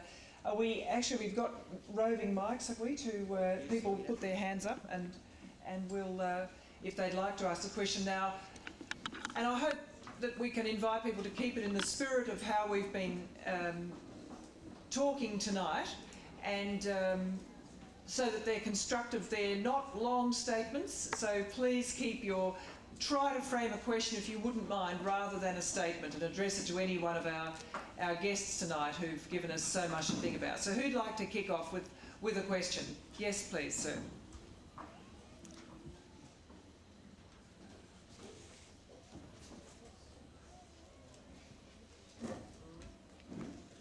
Thank you. My loving question to Mr. Kaiser-Trad. It's good to come together in one platform, as you said. And I want to ask your honesty for that. In the main website of the Muslims here in Australia, it's called IslamicSydney.com. IslamicSydney, one word.com. There is an icon, online books. These online books will take you to most dangerous books written by Al-Mawdudi, the founder of Jama'ah Islamiyah in Pakistan, Hassan al-Banna, the founder of Jama'ah Islamiyah Muslim Brotherhood in Egypt, and Al-Khomeini, Ibn Taymiyyah, Sayyid Qutb, very dangerous man, and so on. And you mentioned, Kaiser-Trad, that Jesus did a violent act. Actually, it wasn't a violent act. Jesus didn't assassinate anyone. Jesus didn't kill anyone. Muhammad killed hundreds, and he assassinated many people individually. So the question My question is, are you serious in your talking, or you're just following the teaching of Dr. Zachariah Matthews when he lectured in Western Sydney University to Muslim students about da'wah, that's Islamic mission work to convert people to Islam, and he said deception is necessary. Okay. Would you please honestly comment on that? And I appreciate that honestly in love. Thank you very much. I'm not misquoting. Thank you very much. Thank you. Okay, thank you. Thank you. I don't answer for Dr. Matthews or for anyone else, just as I would not expect a Christian to answer for people from a Christian background who've committed atrocities. I answer for the Prophet Muhammad, for the Quran. Yes, I will answer about that. And you mentioned that you've made an allegation, not just about him, but against a lot of people. And I did say in my speech that my faith teaches me to hate the action, not the man. If somebody commits a violent act, yes, I hate the act of violence, but I don't hate the man. The man is someone who I, as a man of God, feel that I want to reach out and try and save. In relation to the Prophet Muhammad, I mentioned that there are instances where it's a dereliction of duty not to stand up and defend people who need to be defended. Yes, his community was attacked many, many times. In the last 7 years of his life, there were many invasions of his community, many battles. There's no denial of that. In those battles, there has been accurate statistics of the total number of dead from all sides. And some of these battles involved tens of thousands of combatants. The number of dead did not exceed 1,200 people. And he fought in battle. There is no denying that at all. If you read his biography, yes, he did. And when the battle got thick and got really heated, his followers would often say, we find ourselves standing behind him, and he was so strong and resolute that in none of those instances he actually ever killed a man. And there's something very important in that. In those battles, spanned 7 years, the total number of dead, approximately 1,200 people, and you'll find those statistics. Total number of dead in other battles, and I'm not here to accuse religion, let's leave it to the secular world. World War I, tens of millions. World War II, tens of millions. And they have nothing to do with religion. When Muslims fought in battle, battles are defensive. As the Quran said, if the enemy inclines for peace, you embrace them, take peace. You'll find in every instances, the Muslims never totally surrounded their enemy. In fact, gave them another chance to come back and fight another day. They always left avenues for the enemy to flee. And if that's not respect of human life, even respect of the right of the assailant, they didn't place them under control orders or under preventative detention. They didn't go and drop cluster bombs on entire cities. They did not use depleted uranium on them. They in fact gave them avenues for escape. That's what Islam is about. Giving the person another chance. You don't have to believe me, but the history books are there.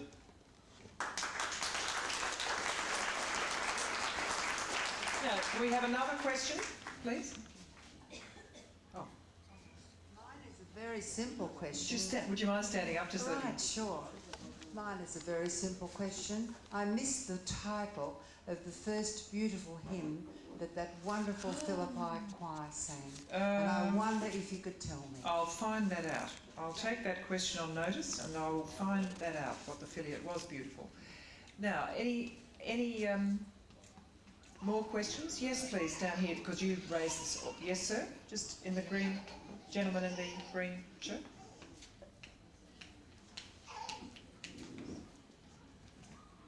Thank you very much.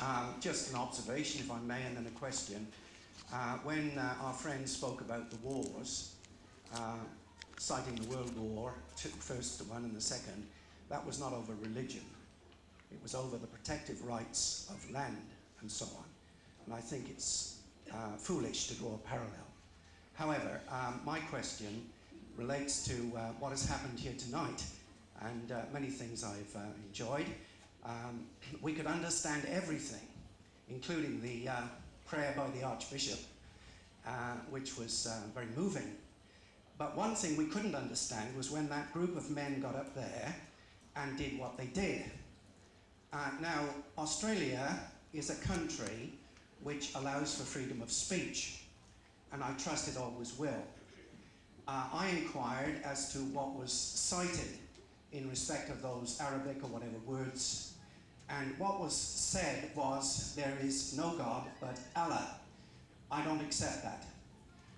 Also, that Mohammed is his apostle.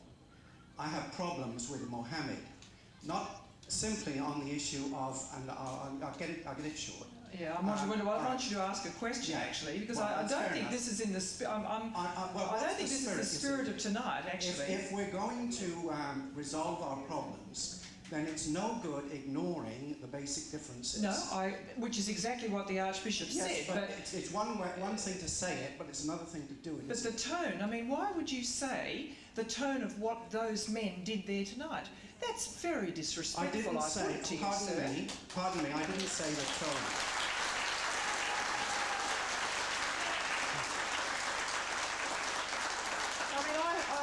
I don't normally say this, but I feel there was a way of putting it, which is exactly, there's a way of expressing yourself without that type of tone. Can I put my question? Yes, please. We live in a free country. If the country becomes dominated by Islam, which is one of the motivations, will I be able to say that I do not accept Mohammed as a prophet, that I consider him to be a paedophile, at the age of 53... Look, I I would prefer not to continue. I think this is really out of the spirit of tonight. I really do, sir. I think that's quite insulting to all of us. I think that's quite insulting. Thank you, and I would like the next question to be asked, please. Yes, here, please. Could I have a question here, please? My question is not for the speakers, but my question is to the guests. Are we here to find fault, or we are here to have a tolerance and peaceful event? The past...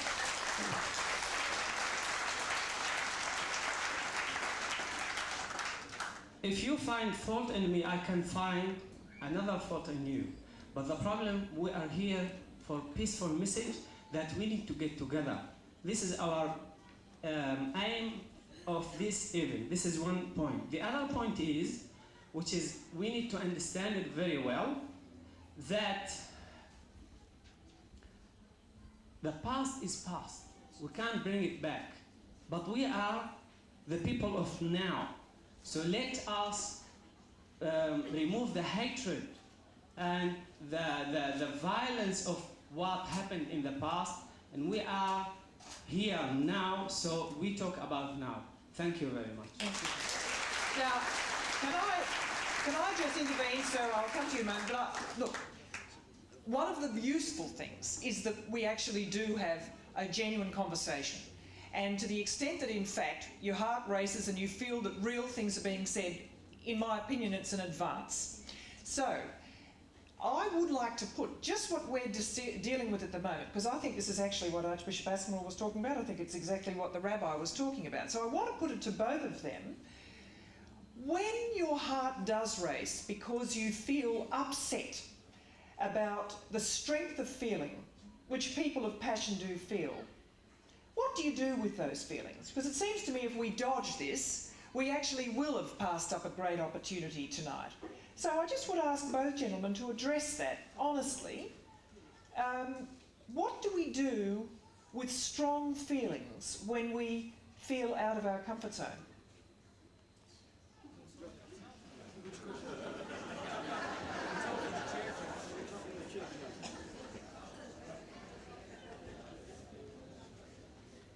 Depends what makes your heart race, but I won't go there. Keep it clean. Okay. I think the important thing is to understand that life doesn't happen at the moment, at the instant in which our heart begins to race. I mean, I think that's a cop-out, an excuse, and we hear it a lot in courts when people don't take responsibility because they acted in an affect, they acted in an instant, somebody made them furious, and, you know, don't we understand that? It isn't just that from childhood on we are raised in certain values, but if we come from faith communities, we have a history behind us of values upon which we are to base our behavior. In the Jewish tradition, in the oral Jewish tradition, the interpretation of the Bible in the Mishnah, there is a statement that in three things, and I'll say it in Hebrew because it sounds so nice. B'shlosha dvarim nikar adam, bekiso, bekoso, v'kaso. In three things is a human being recognized. In his pocket, in his glass, and in his anger. In his pocket, the way he deals with material goods. In his anger, the way he manages his anger. And in his glass, the way he manages alcohol or other stimulants. So basically, to get excited is not a bad thing. The issue is how we manage it. And when we come to the question of how we manage differences or how we manage something that other people do or say that makes us angry, we need to think about not just how we react, but also the values that are behind us, that have taught us how to respond. And in some cases that is very difficult, and that's why we have conflict, and that's why often we have violence. The point is that we are not perfect. The point is, as I was trying to say before, that we are only on the way of striving for perfection. And when I look at the world around us, at wars, at terrorism, at extremism, at all kinds of bad politics, of disasters of all sorts, unfortunately, I have to say we're a long way away from that state.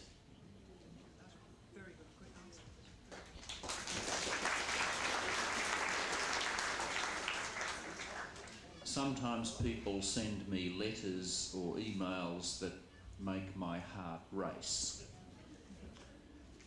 I've learned over the years not to reply to them straight away.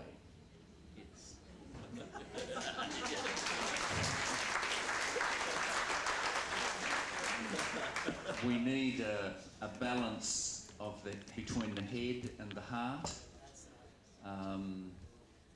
And that's true in our relationships between faiths, I think. That's what I was pointing to, I think, when I spoke about a spirituality which was thoughtful and humble. That is not to say we should ignore strong feelings. I think when strong feelings arise, they are pointers to the fact that there's something at stake for us. But we should take time and care to get some clarity about what that is. Otherwise, we will respond out of fear or anger, and our response will be destructive and not constructive and helpful. There was a gentleman, yes sir, just right in the front row here, in the check shirt. Thank you. Anybody at the back, by the way, just wave. Yes, okay, right, okay. I found this evening tremendously rewarding, and I'd like to perhaps bring back the togetherness thing rather than the things that split us apart.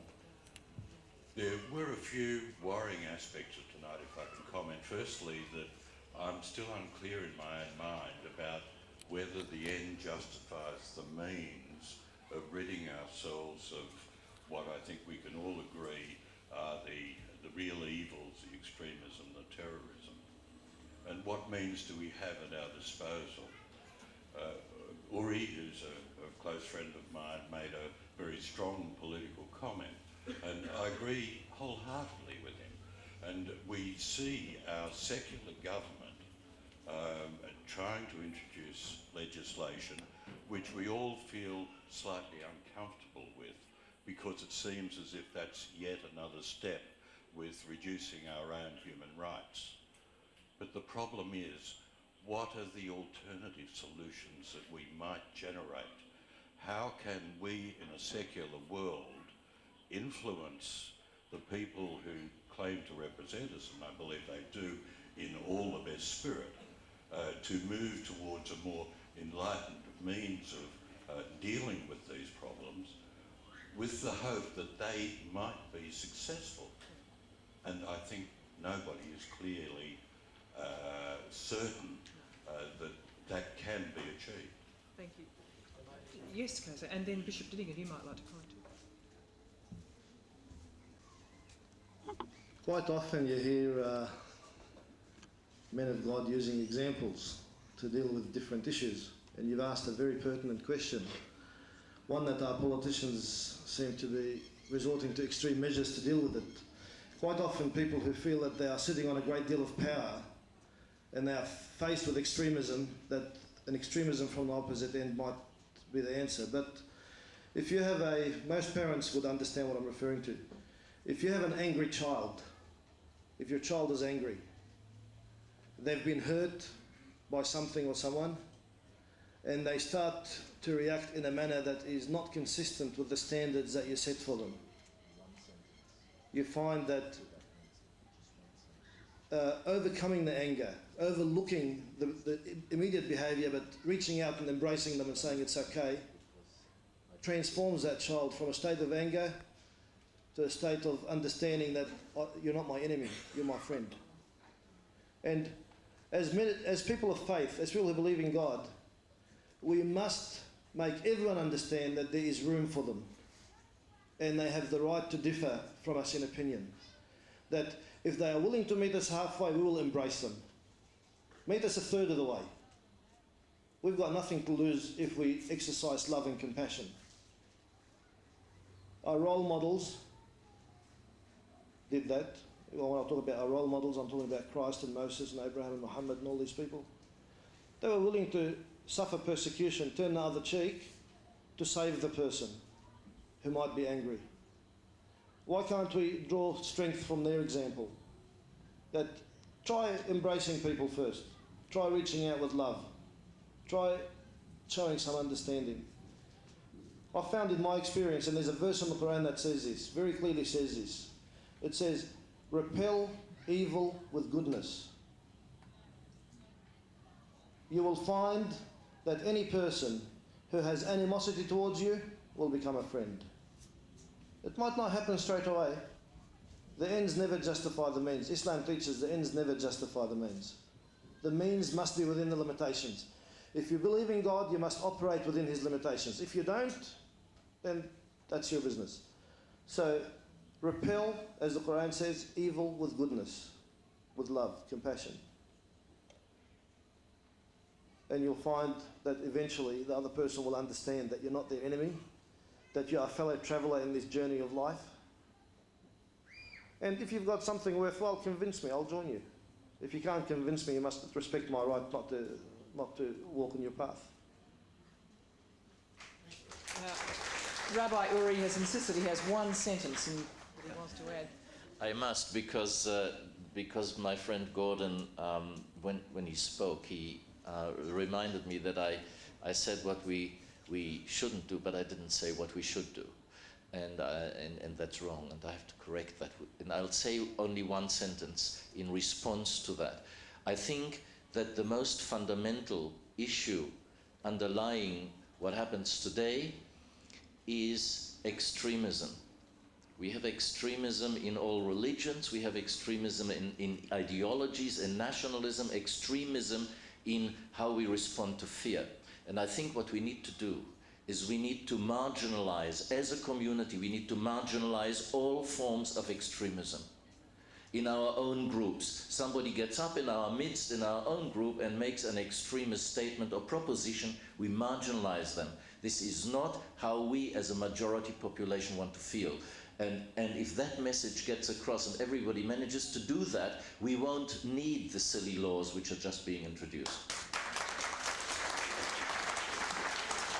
I wonder if would you like to care to comment, Bishop Dinnigan? I mean, you'll hold. Okay, righto. Yes, right down the back. I did have some people who'd nodded way down there. Yes. I'll come back to you, but there were people who put their hands up. Oh, well, if not, I'll take yes, there were people waving at me. Go ahead, please. Yes, I don't mean anyway, it's physiologically impossible to eradicate fear and self-destructive, but wouldn't it be something that Rabbi Uri said, wouldn't it be wiser to eradicate paranoia and intolerance rather than fear? Because if we eradicated fear from the human animal, we would have wiped each other out years and years ago. I understand what you're saying. It's a good question, actually. I think it is a good question. Would anyone like to? I could take a few on the trot, if you like. That might be the way to do it. And then we could. So let's have a couple more questions from the back, and then I'll ask the yes. Okay, sir. Okay. First of all, thank you very much. I just want to make a comment first. My life has been immeasurably enriched by Muslim friends I've made over the last 5 years, and I think Australia has been blessed by something that unfortunately now is being made to be seen as a threat. I just want to ask Kaysar and the people in the audience who are Muslim, do you feel tonight has been worthwhile. Do you feel that there are people within the Christian community here who are trying to stand in solidarity with you and who really want to stand up and say, we want to travel with you, please? So, Kaysar, can you give a comment to that, please? Okay. I think your question was answered tonight when Geraldine came to our defence and everybody started applauding her. That's the greatest example that most of us most of us are here in the right spirit, and we are here, whether Muslim or Christian, we will speak up against injustice. I saw that tonight. I see it all the time. What we saw tonight, the response to a comment that was not in the spirit of this evening, is the greatest example of the fact that we actually respect each other, not just tolerate, but respect each other. It is, I will come, it is true, of course, that it isn't easy when you see extremism in your own ranks to actually, it's not as easy as it sounds to denounce it. Now, I saw extremism when I was a child in the ranks of the Catholics. And I remember going to just one party. My mother was dead against it. My father, the Irish were very ambivalent about the IRA for quite a while, and there was a party we went to as a child where they were collecting money for the IRA. And my mother was very disturbed about it, and we never went back. But I remember knowing at the time that it wasn't something that my family felt comfortable with, but there were a whole lots of groups in my community who did. Now, I do want to ask, and I do think that this is in the spirit of, how do communities ensure that they do keep themselves on their toes to make sure that they do have a responsibility to the wider community if there are people who are worrying them? I should have left that part of the question, but because the second part was so overwhelming, I had to express that what I saw tonight as a response was wonderful and heartwarming. But we've got amongst us His Eminence the Mufti of Australia. He came here under very short notice just to be with you all because he values these types of evenings and getting to know other people, and he wouldn't miss it despite ill health, despite coming out of a month of fasting and abstention at his age with his heart condition. He still made sure that he would be here with you tonight, and he led the prayer before. And you would hear his comments or read his comments in the media, the times that they get it right and they don't miss something in the translation.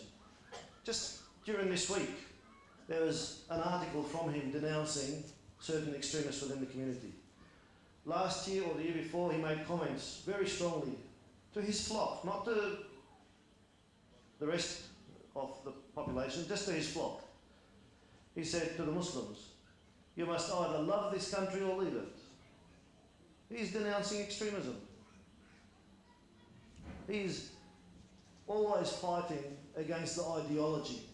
He says we can treat that ideology and deal with it with ideology, with talking. If I'm convinced that what I have is right, surely it will win through its own logic, through its own rationality. Those who resort to violence are people who are admitting that they have failed, that their logic is not good enough. And I would say the same for those who resort to ridicule and to stereotyping and to marginalisation, that they have failed at logic, failed at fact, so now they're trying to belittle a person that they, in their own vision of the world, see as an opponent. That person may not see himself as an opponent. That person may see himself as just there trying to get on with life and do his best to make it easier for others. Thank you. Now I'm going to take that fear question, because I think that was a very interesting question, and I'll just take two more and then we could go on, but I think we should stop, and I'll have them at the back. So the question, and I'm going to bring Porok Bishop, he's been very good at sitting back, but the question of well, the question of whether you can eradicate fear. In other words, what's a reasonable aim, I suppose, our questioner was asking. Well, to my mind, it can be addressed from various angles. I mean, the questioner is right. You can never eradicate fear, because it's one of the emotions we have in our hearts and minds, what have you, to, in a sense, protect us from danger. So it's an emotional reaction at times, so we're never going to eradicate that, and we don't need to, as far as I can see. But when you have irrational fears, or fears about, say, extremism within religions, within politics, and they've always been there, and always will be there, as far as I can see. And I suppose my thought about it all is that, well, as a Catholic, of course, I have the vision of Jesus, and I have to make sure that the vision, the dream, stays alive and is always the predominant motivating force in my life. And I think, again, when you reflect upon the world at large, there's been some amazing examples of people who had a vision, who had a dream, and even though they were opposed by millions of people, they kept the dream alive, and they achieved things for which we're now proud of, I think. And take Mahatma Gandhi, for example. Nelson Mandela, a man who would be entitled to be bitter and sour and revengeful, and there's not a trace of that in his life. Martin Luther King, the lady who just died, who refused to give up Rosa Parks, and Mother Teresa, even JP too, I think. These people had a dream, had a vision, and they certainly had to withstand a lot of misunderstanding and opposition. So what was good enough for them, I think, is good enough for us. Okay, just two more. Okay, yes, the gentleman in... Or is that a gentleman? Sorry? No, yeah. I've got the mic. Can I ask a question? Where are you? I'm up here. Oh, sorry, far left. Go ahead. Sorry. Firstly, I would like to say thank you to the speakers tonight. It's been quite enlightening to hear you all speak. So when you talk about fear, it's ignorance that encourages the fear. So sharing that knowledge is really important. So thank you very much. And I'd also like to say thank you for Geraldine Doo and Auntie for representing some of the women out here today, which is really important. I'd like to direct my question to Mr. Trad, basically on some of the misunderstandings about the hijab, particularly encouraged by the minister's statements about the hijab representing submission. For many of us, the hijab actually represents empowerment, not submission. And probably we would think that the bikini represents submission more so than the hijab.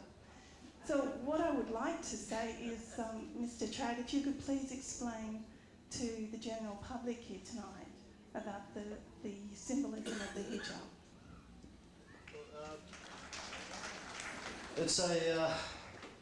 It's an interesting question, and I hate to give a man's perspective to it, or a male perspective to it. But I mentioned before that we regard Mary as the greatest woman who ever lived, and yet we never ever see any imagery of her without a hijab. So if she's a role model, being the greatest woman, a role model, Muslim women do take her as a role model, as they do with other great women. They are dressing in her mode of dress. There is further, there's a verse in the Quran where God says to the believing woman, the women who want to obey his instruction, to obey his guidance, that this is the way they should dress. This is the standard of modesty. It doesn't mean that those who don't believe. It just says if you want to get to that next level, to project an image and to keep the memory of someone like Mary alive in your own life, that when you look in the mirror, you can see who you are trying to emulate. A person who dedicated herself to the love of God. question like that, I'd really much rather get one of my daughters to answer, because they've been, my eldest daughter, who's, I think, how old are you again, 17? He's got a lot of children. That's no, I was joking about her age. Her principal said to me that your daughters are far more eloquent and far more forthright than your sons. And I said to them, well, you know, they've had to stand up for themselves from a young age. That wearing a scarf in a society that does not understand it, they've learned, they've become tougher through the questions that they get from different people. And I would rather... Are you comfortable answering the question? Would you like to? Okay. You got it, right?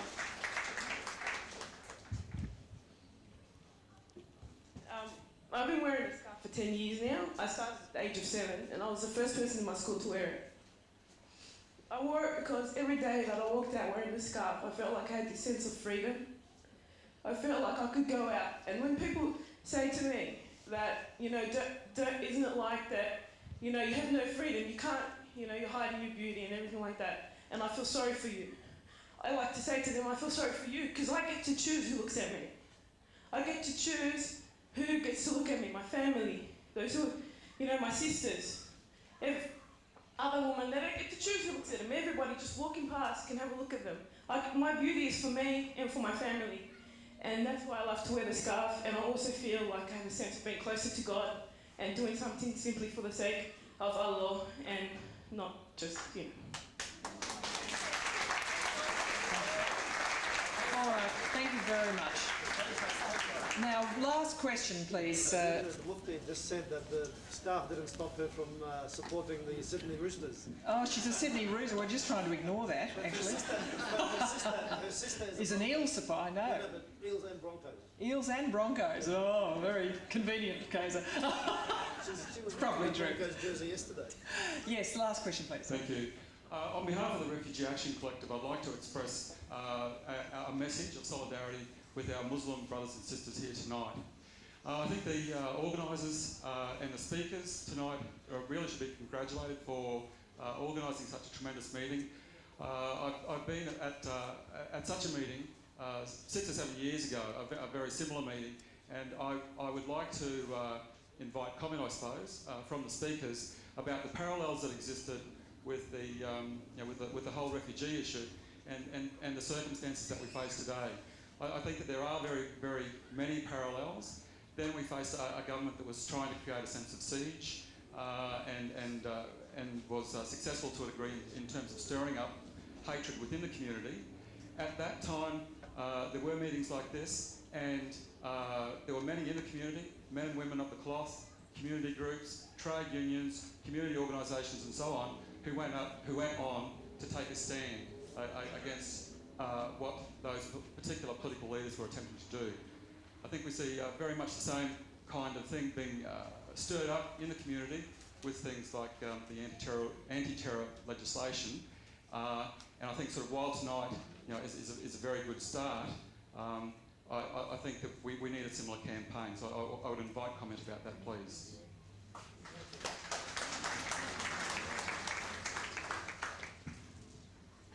Thanks, Greg.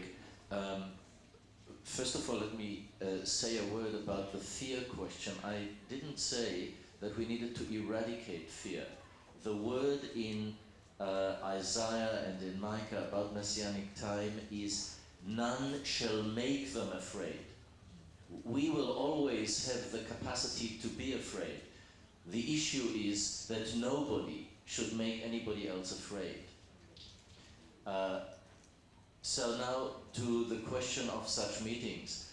I think that the refugee issue, the Tampa issue in particular, the story with the boat people, the so-called Pacific solution, all those things are part of one big whole, and that is it is part of the politics of fear, that it is possible to suppress humanitarian solidarity by claiming that to have that solidarity is a threat to society.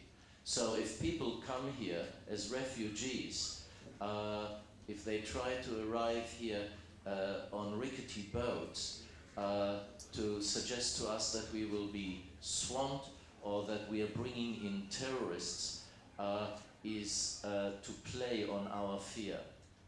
And that justifies then, I guess, the consolidation of power and control that those who express it will have. And regrettably, I think that it has worked. It has worked. We've had a government elected on those kind of things for 3 successive administrations. Now, let me say that I'm not making a party political statement. I want to make this clear because I'm just as disappointed with the opposition. In fact, what I'm disappointed with is that I don't hear a popular voice, regardless of political party affiliations. I do not hear the popular voice of humanity, of humanitarianism. I have not heard enough of voices condemning, or sorry, let me put it positive, welcoming asylum seekers to Australia. We are fighting a war in Iraq, but we lock up the asylum seekers who come here, escaping from the regime which we're fighting. I can't understand the logic of that. Now, I know. So to come to Greg's point, I think that what we really need to develop here is what the Ukrainians have developed. People power, a sense of natural justice and of natural rebellion against making us afraid and using our fear for the purpose of political power and political control with laws which are going to harm us, our civil rights, a long way down the track.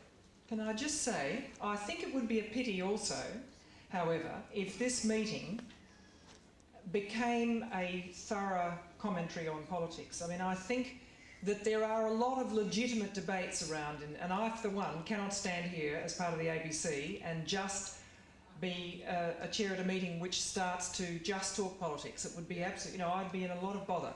And I think that there are a lot of debates around that need to be debated in the fullest sense of the word. And I just get a little anxious when I mean, one of the worst things that could possibly happen to the Muslim community if we're trying to stand beside them is if anything did happen in this country by way of a violent act. It would be the very worst thing that happened. So I think there are very complex debates that need to be fully debated. And I think that the fact that we're all here engaging on a range of levels is an ideal way to go. Would you care to have final remarks, gentlemen? However you'd wish to finalise. A final remark. I would encourage us to take seriously the opportunities we have at local levels to forge relationships of friendship and to pursue understanding.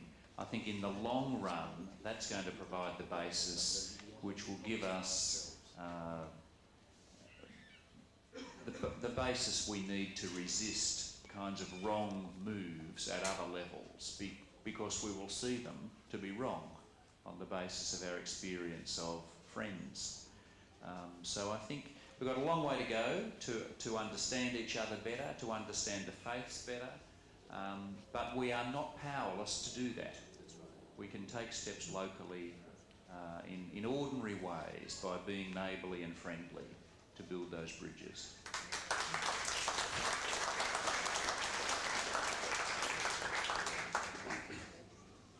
Well, like all men of the cloth, I could go on at length, but I won't. But I think, well, a few little disconnected points maybe.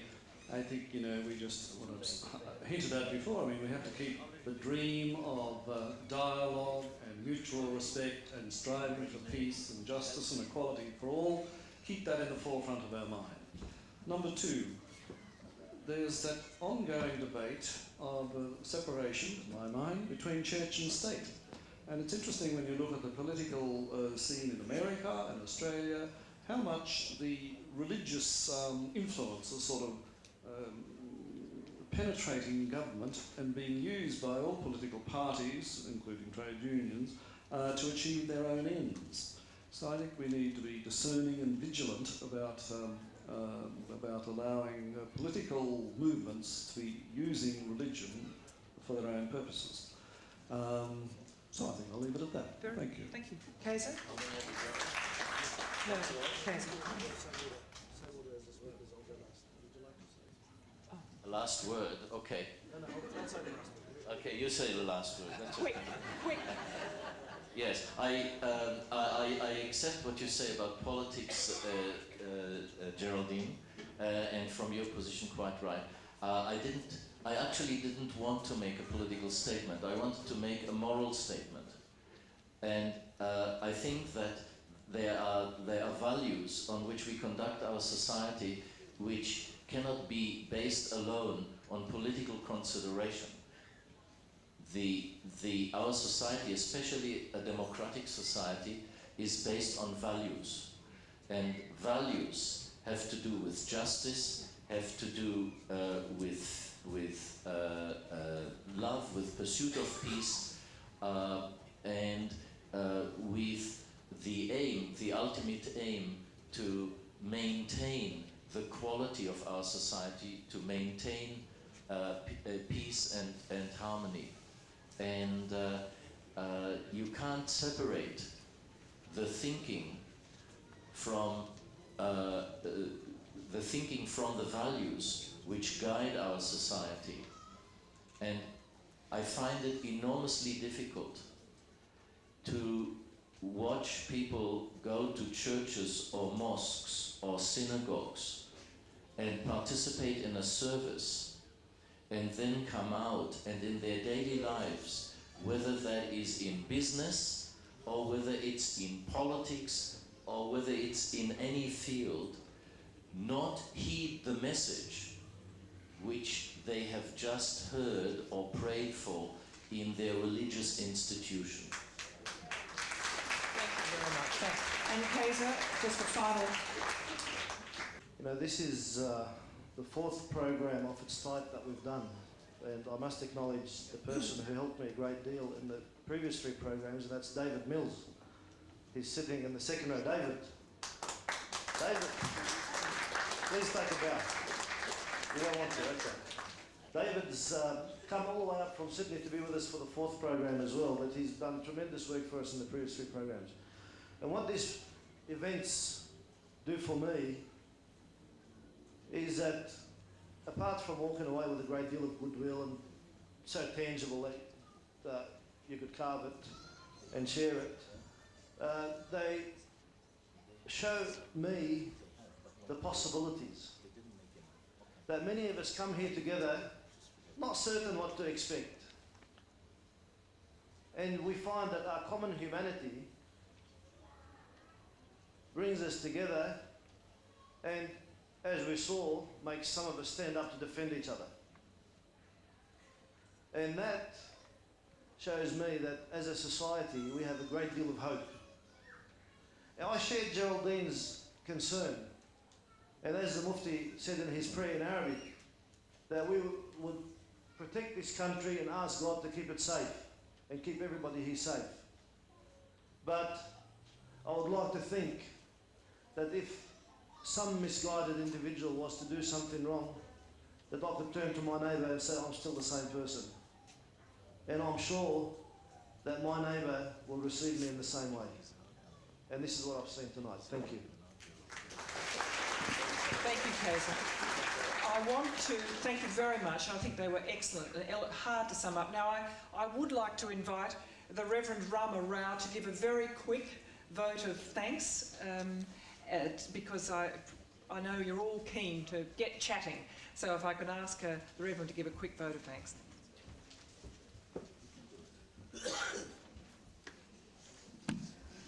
Thank you. By this time, most of you are thinking of refreshments and fellowship time. So I'll try to extend that the vote of thanks very briefly and very quickly. But I do believe that whether we are a Muslim or a Christian or a Jew, it is important that we need to stand tall together in our faith, in our expression of sharing the important values in life. And so I think the exercise tonight started a long time ago, and I know that Geraldine's had to struggle with all your questions, but I have for the last month or so answered the phone because none of the Muslim people want to answer it. They give somehow direct it to my iPhone. And I've had all sorts of calls and many questions that you won't want to hear about tonight. But I'd like to thank the organizers that have been involved, the Muslim School, the Islamic Friendship Association of Australia, the University of Queensland, which has played a big part in this function tonight, and the Queensland government, all of the speakers. I won't have to mention them, you already know who they are. All of the participants that have taken place tonight, all of the people that have shared in making this a historical event, and one that we believe is needs to follow on.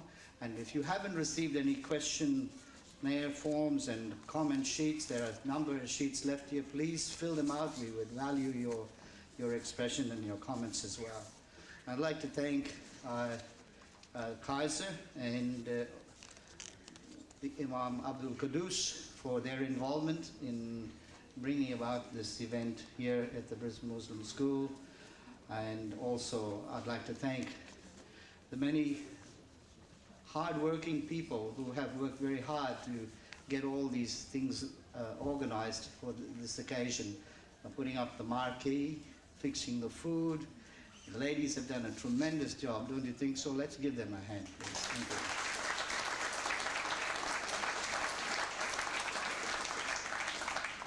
And I think you can go from here just thinking that this is a very important part that you have played with, and that make every day count in your life so that it keeps going. You know, life is like having a jar full of marbles, and they start to disappear as your life starts to go until it becomes empty like Kaiser's. Oh, yeah, oh, sorry. So, use your marbles while you can. Thank you. Thank you, Reverend Rama Rao. Could I invite the Mufti to come and distribute a range of gifts to thank people who've been involved? We're not going to call this in any order. It's just whatever I pull out of the box. And the first one we'd like to present is to Brisbane City Council for their support, and Councillor Margaret DeWitt will come up and receive it from His Eminence the Mufti.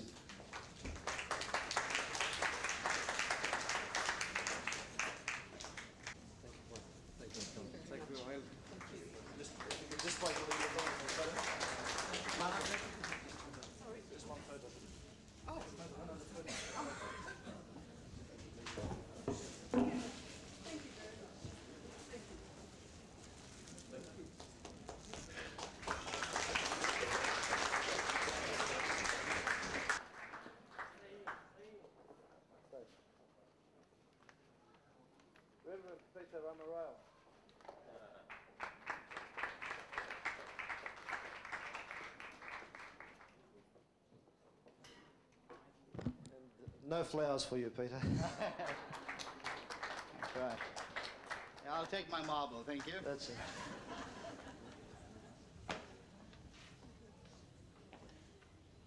Rabbi Yuri Tamal.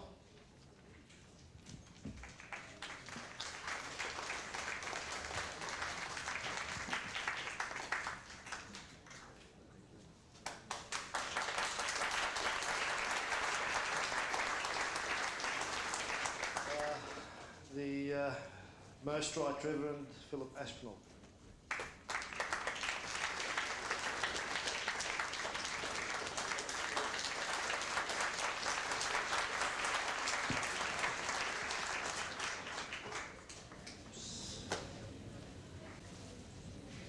Bishop, the Most Reverend Brian Finnegan.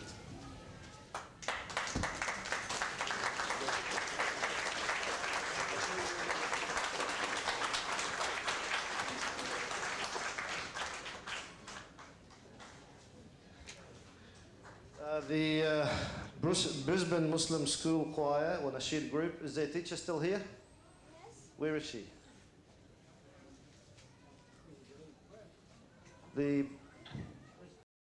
Okay, while she's on her way, the Philia Choir, is the representative of the Philia Choir still here? Reverend Peter will take it for the Philia Choir.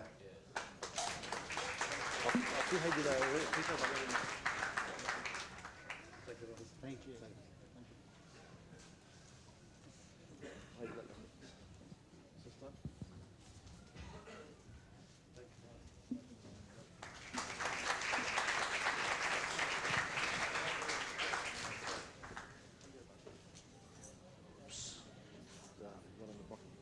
There was supposed to be a Brother Abdullah Al-Ghamidi representing the Royal Embassy of Saudi Arabia. Would he be here? We have to thank the Royal Embassy of Saudi Arabia for the very nice, colourful books that are on the back table, which are made available as a complimentary gift. Yeah, we'll have to send this to him. Now, where's the flowers? I'd like to call Auntie Barbara.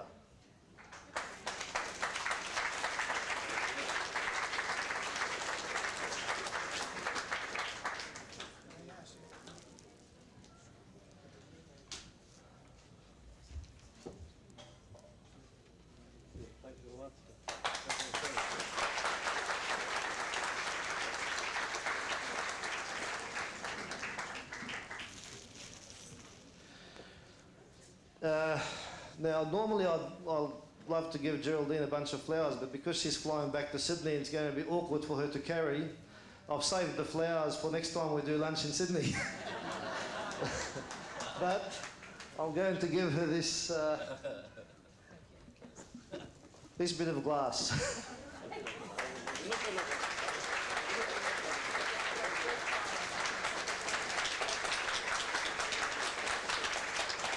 Now, Gerald, before you go, Mufti, I'd like Geraldine to present you with something. You're always generous with your time to support us. We never give you any gift.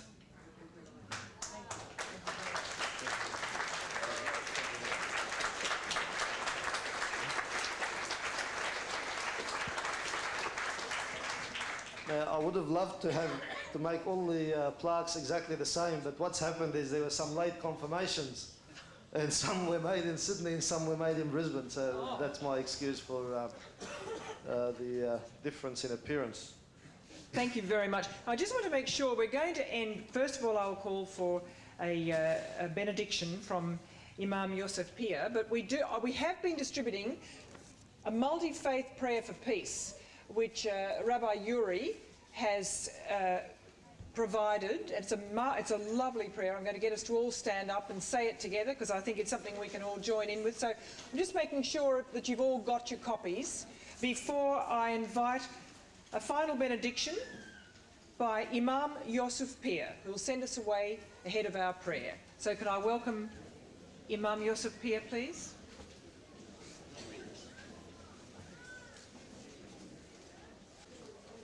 Could we all please be upstanding for a...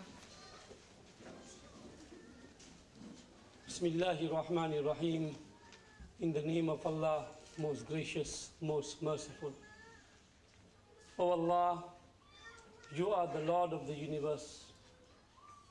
You are our God. And we want to reach you. And this is how we reach you.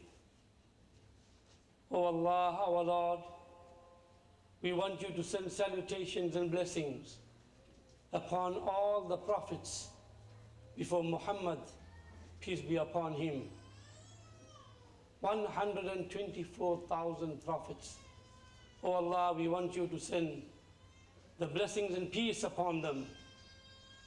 And mainly to the prophets, Abraham, the great model that you have sent for mankind. The way his code that you have placed in our hearts. We want you to send blessings on Moses, on David, on Jesus, on Noah, and we want you to send your blessings and peace upon Muhammad, who has taken the part of these great people of yours, who have invited humanity towards light, taking them from darkness towards light, taking them towards righteousness and reaching you. O Allah, our Lord, men and women have come together in this platform, people of faith who believe in you, that you are the creator of the universe. The Prophet Muhammad said, خَيْرُ النَّاسِ أَنْفَعُهُمْ لِلنَّاسِ. The best of the people are those that benefit other people. O our Lord, it will be blasphemy on your name if we have come here for peace and take hatred instead of peace. We ask you, O our Lord, to make us and open the way of communication. As we walk, we talk. Open the corridors, open the avenues of people of faith to talk, so faith can increase and fear can fade away. O Allah, you are the greatest and you are the creator of the heaven and earth. We ask you to protect our people so that they can be smiles, they can be fellowship, they can be citizens of the world, not only of Australia. And O Allah, make this country a great country, a leading country to the world to see that men and women, from no matter what faith they come from, they can lead the path of peace. They can talk to each other. They can smile to each other. They can work and do the tasks together with their hands to make it easier, light as a feather. It is you alone, O our Creator, that has our hearts in your fingertips. O Allah, we ask you, we believe in you. We praise you, our Lord, the one and only. We praise you. We glorify you. We seek your help. We seek your forgiveness. We seek righteousness from you. O Allah, guide Australia. Protect it from terrorism. Terrorism is not part of you. That is not your way. Your way is peaceful way. Your way is construction. Your way is education. Your way is development. Your way is to reach each one's heart. You are the only one that can guide us. O Allah, there are many people in our community and friends and neighbors who are sick with terminal diseases, but you are the Lord of your throne. You are the ultimate curer. Give them that cure. O our Lord, give the leaders of all the worlds and all the countries the blessing and the guidance to lead the nation into a peaceful way. Especially our Prime Minister John Howard and the leaders of different communities. Oh Allah, they need your assistance and guidance. Ya Allah, make institutions like Brisbane Muslim School and other schools that will serve the nations, that will make our progeny into a loving people, progressive people, people with faith without fear. Oh Allah, you are the peaceful one. Let us walk away from here, taking away friends that we didn't know before. Let us walk away from here that we have instilled in hearts of others a friendship. Let us walk away from here that we have understood the fabric of humanity, that personality of peace, the personality that walks on the path of peace, the personality that is reaching high above. Oh Allah, forgive us. We ask you for your mercy. Oh Allah, we are weak, but you are strong. Oh Allah, we are poor, but you are rich. Oh Allah, we may be wrongdoers and sinful, but you are kind and forgiving. And finally, oh Allah, we again end this wonderful call that we ask you to send salutations and blessings upon all your prophets, the cream of the crop of the human race that you have chosen from your own accord to make whoever you wanted to make, and they have sent your message. We have received it. We have to follow it and make us find the truth and nothing but the truth. Wa akhir da'wana alhamdulillahi rabbil alamin. And could we end, thank you very much, Imam Yusuf Pir, with the multi-faith prayer of peace. And I invite you all to join in, and I think it will be a very fitting end to tonight. We stand together to affirm our common humanity. We are all members of the world family and share a responsibility to help create a better world, a just world without conflict, violence and war. We share the pain of those who suffer as a result of cruelty inflicted by some humans on others. May all violence cease. May the sufferings of victims be alleviated. May the wounds inflicted by conflict, injustice, prejudice, violence and war be healed. May the teachings of our faiths lead us to pursue peace, and may those who are elected to lead us adhere to the true messages of their faith. May we join hands in searching for the road to peace and walk together towards a brighter future for our world. Thank you, ladies and gentlemen. Have a marvellous night and do join in lots and lots of goodies to eat. Thank you for your time tonight. Ladies and gentlemen, before you go, one more time, will you please applaud Geraldine?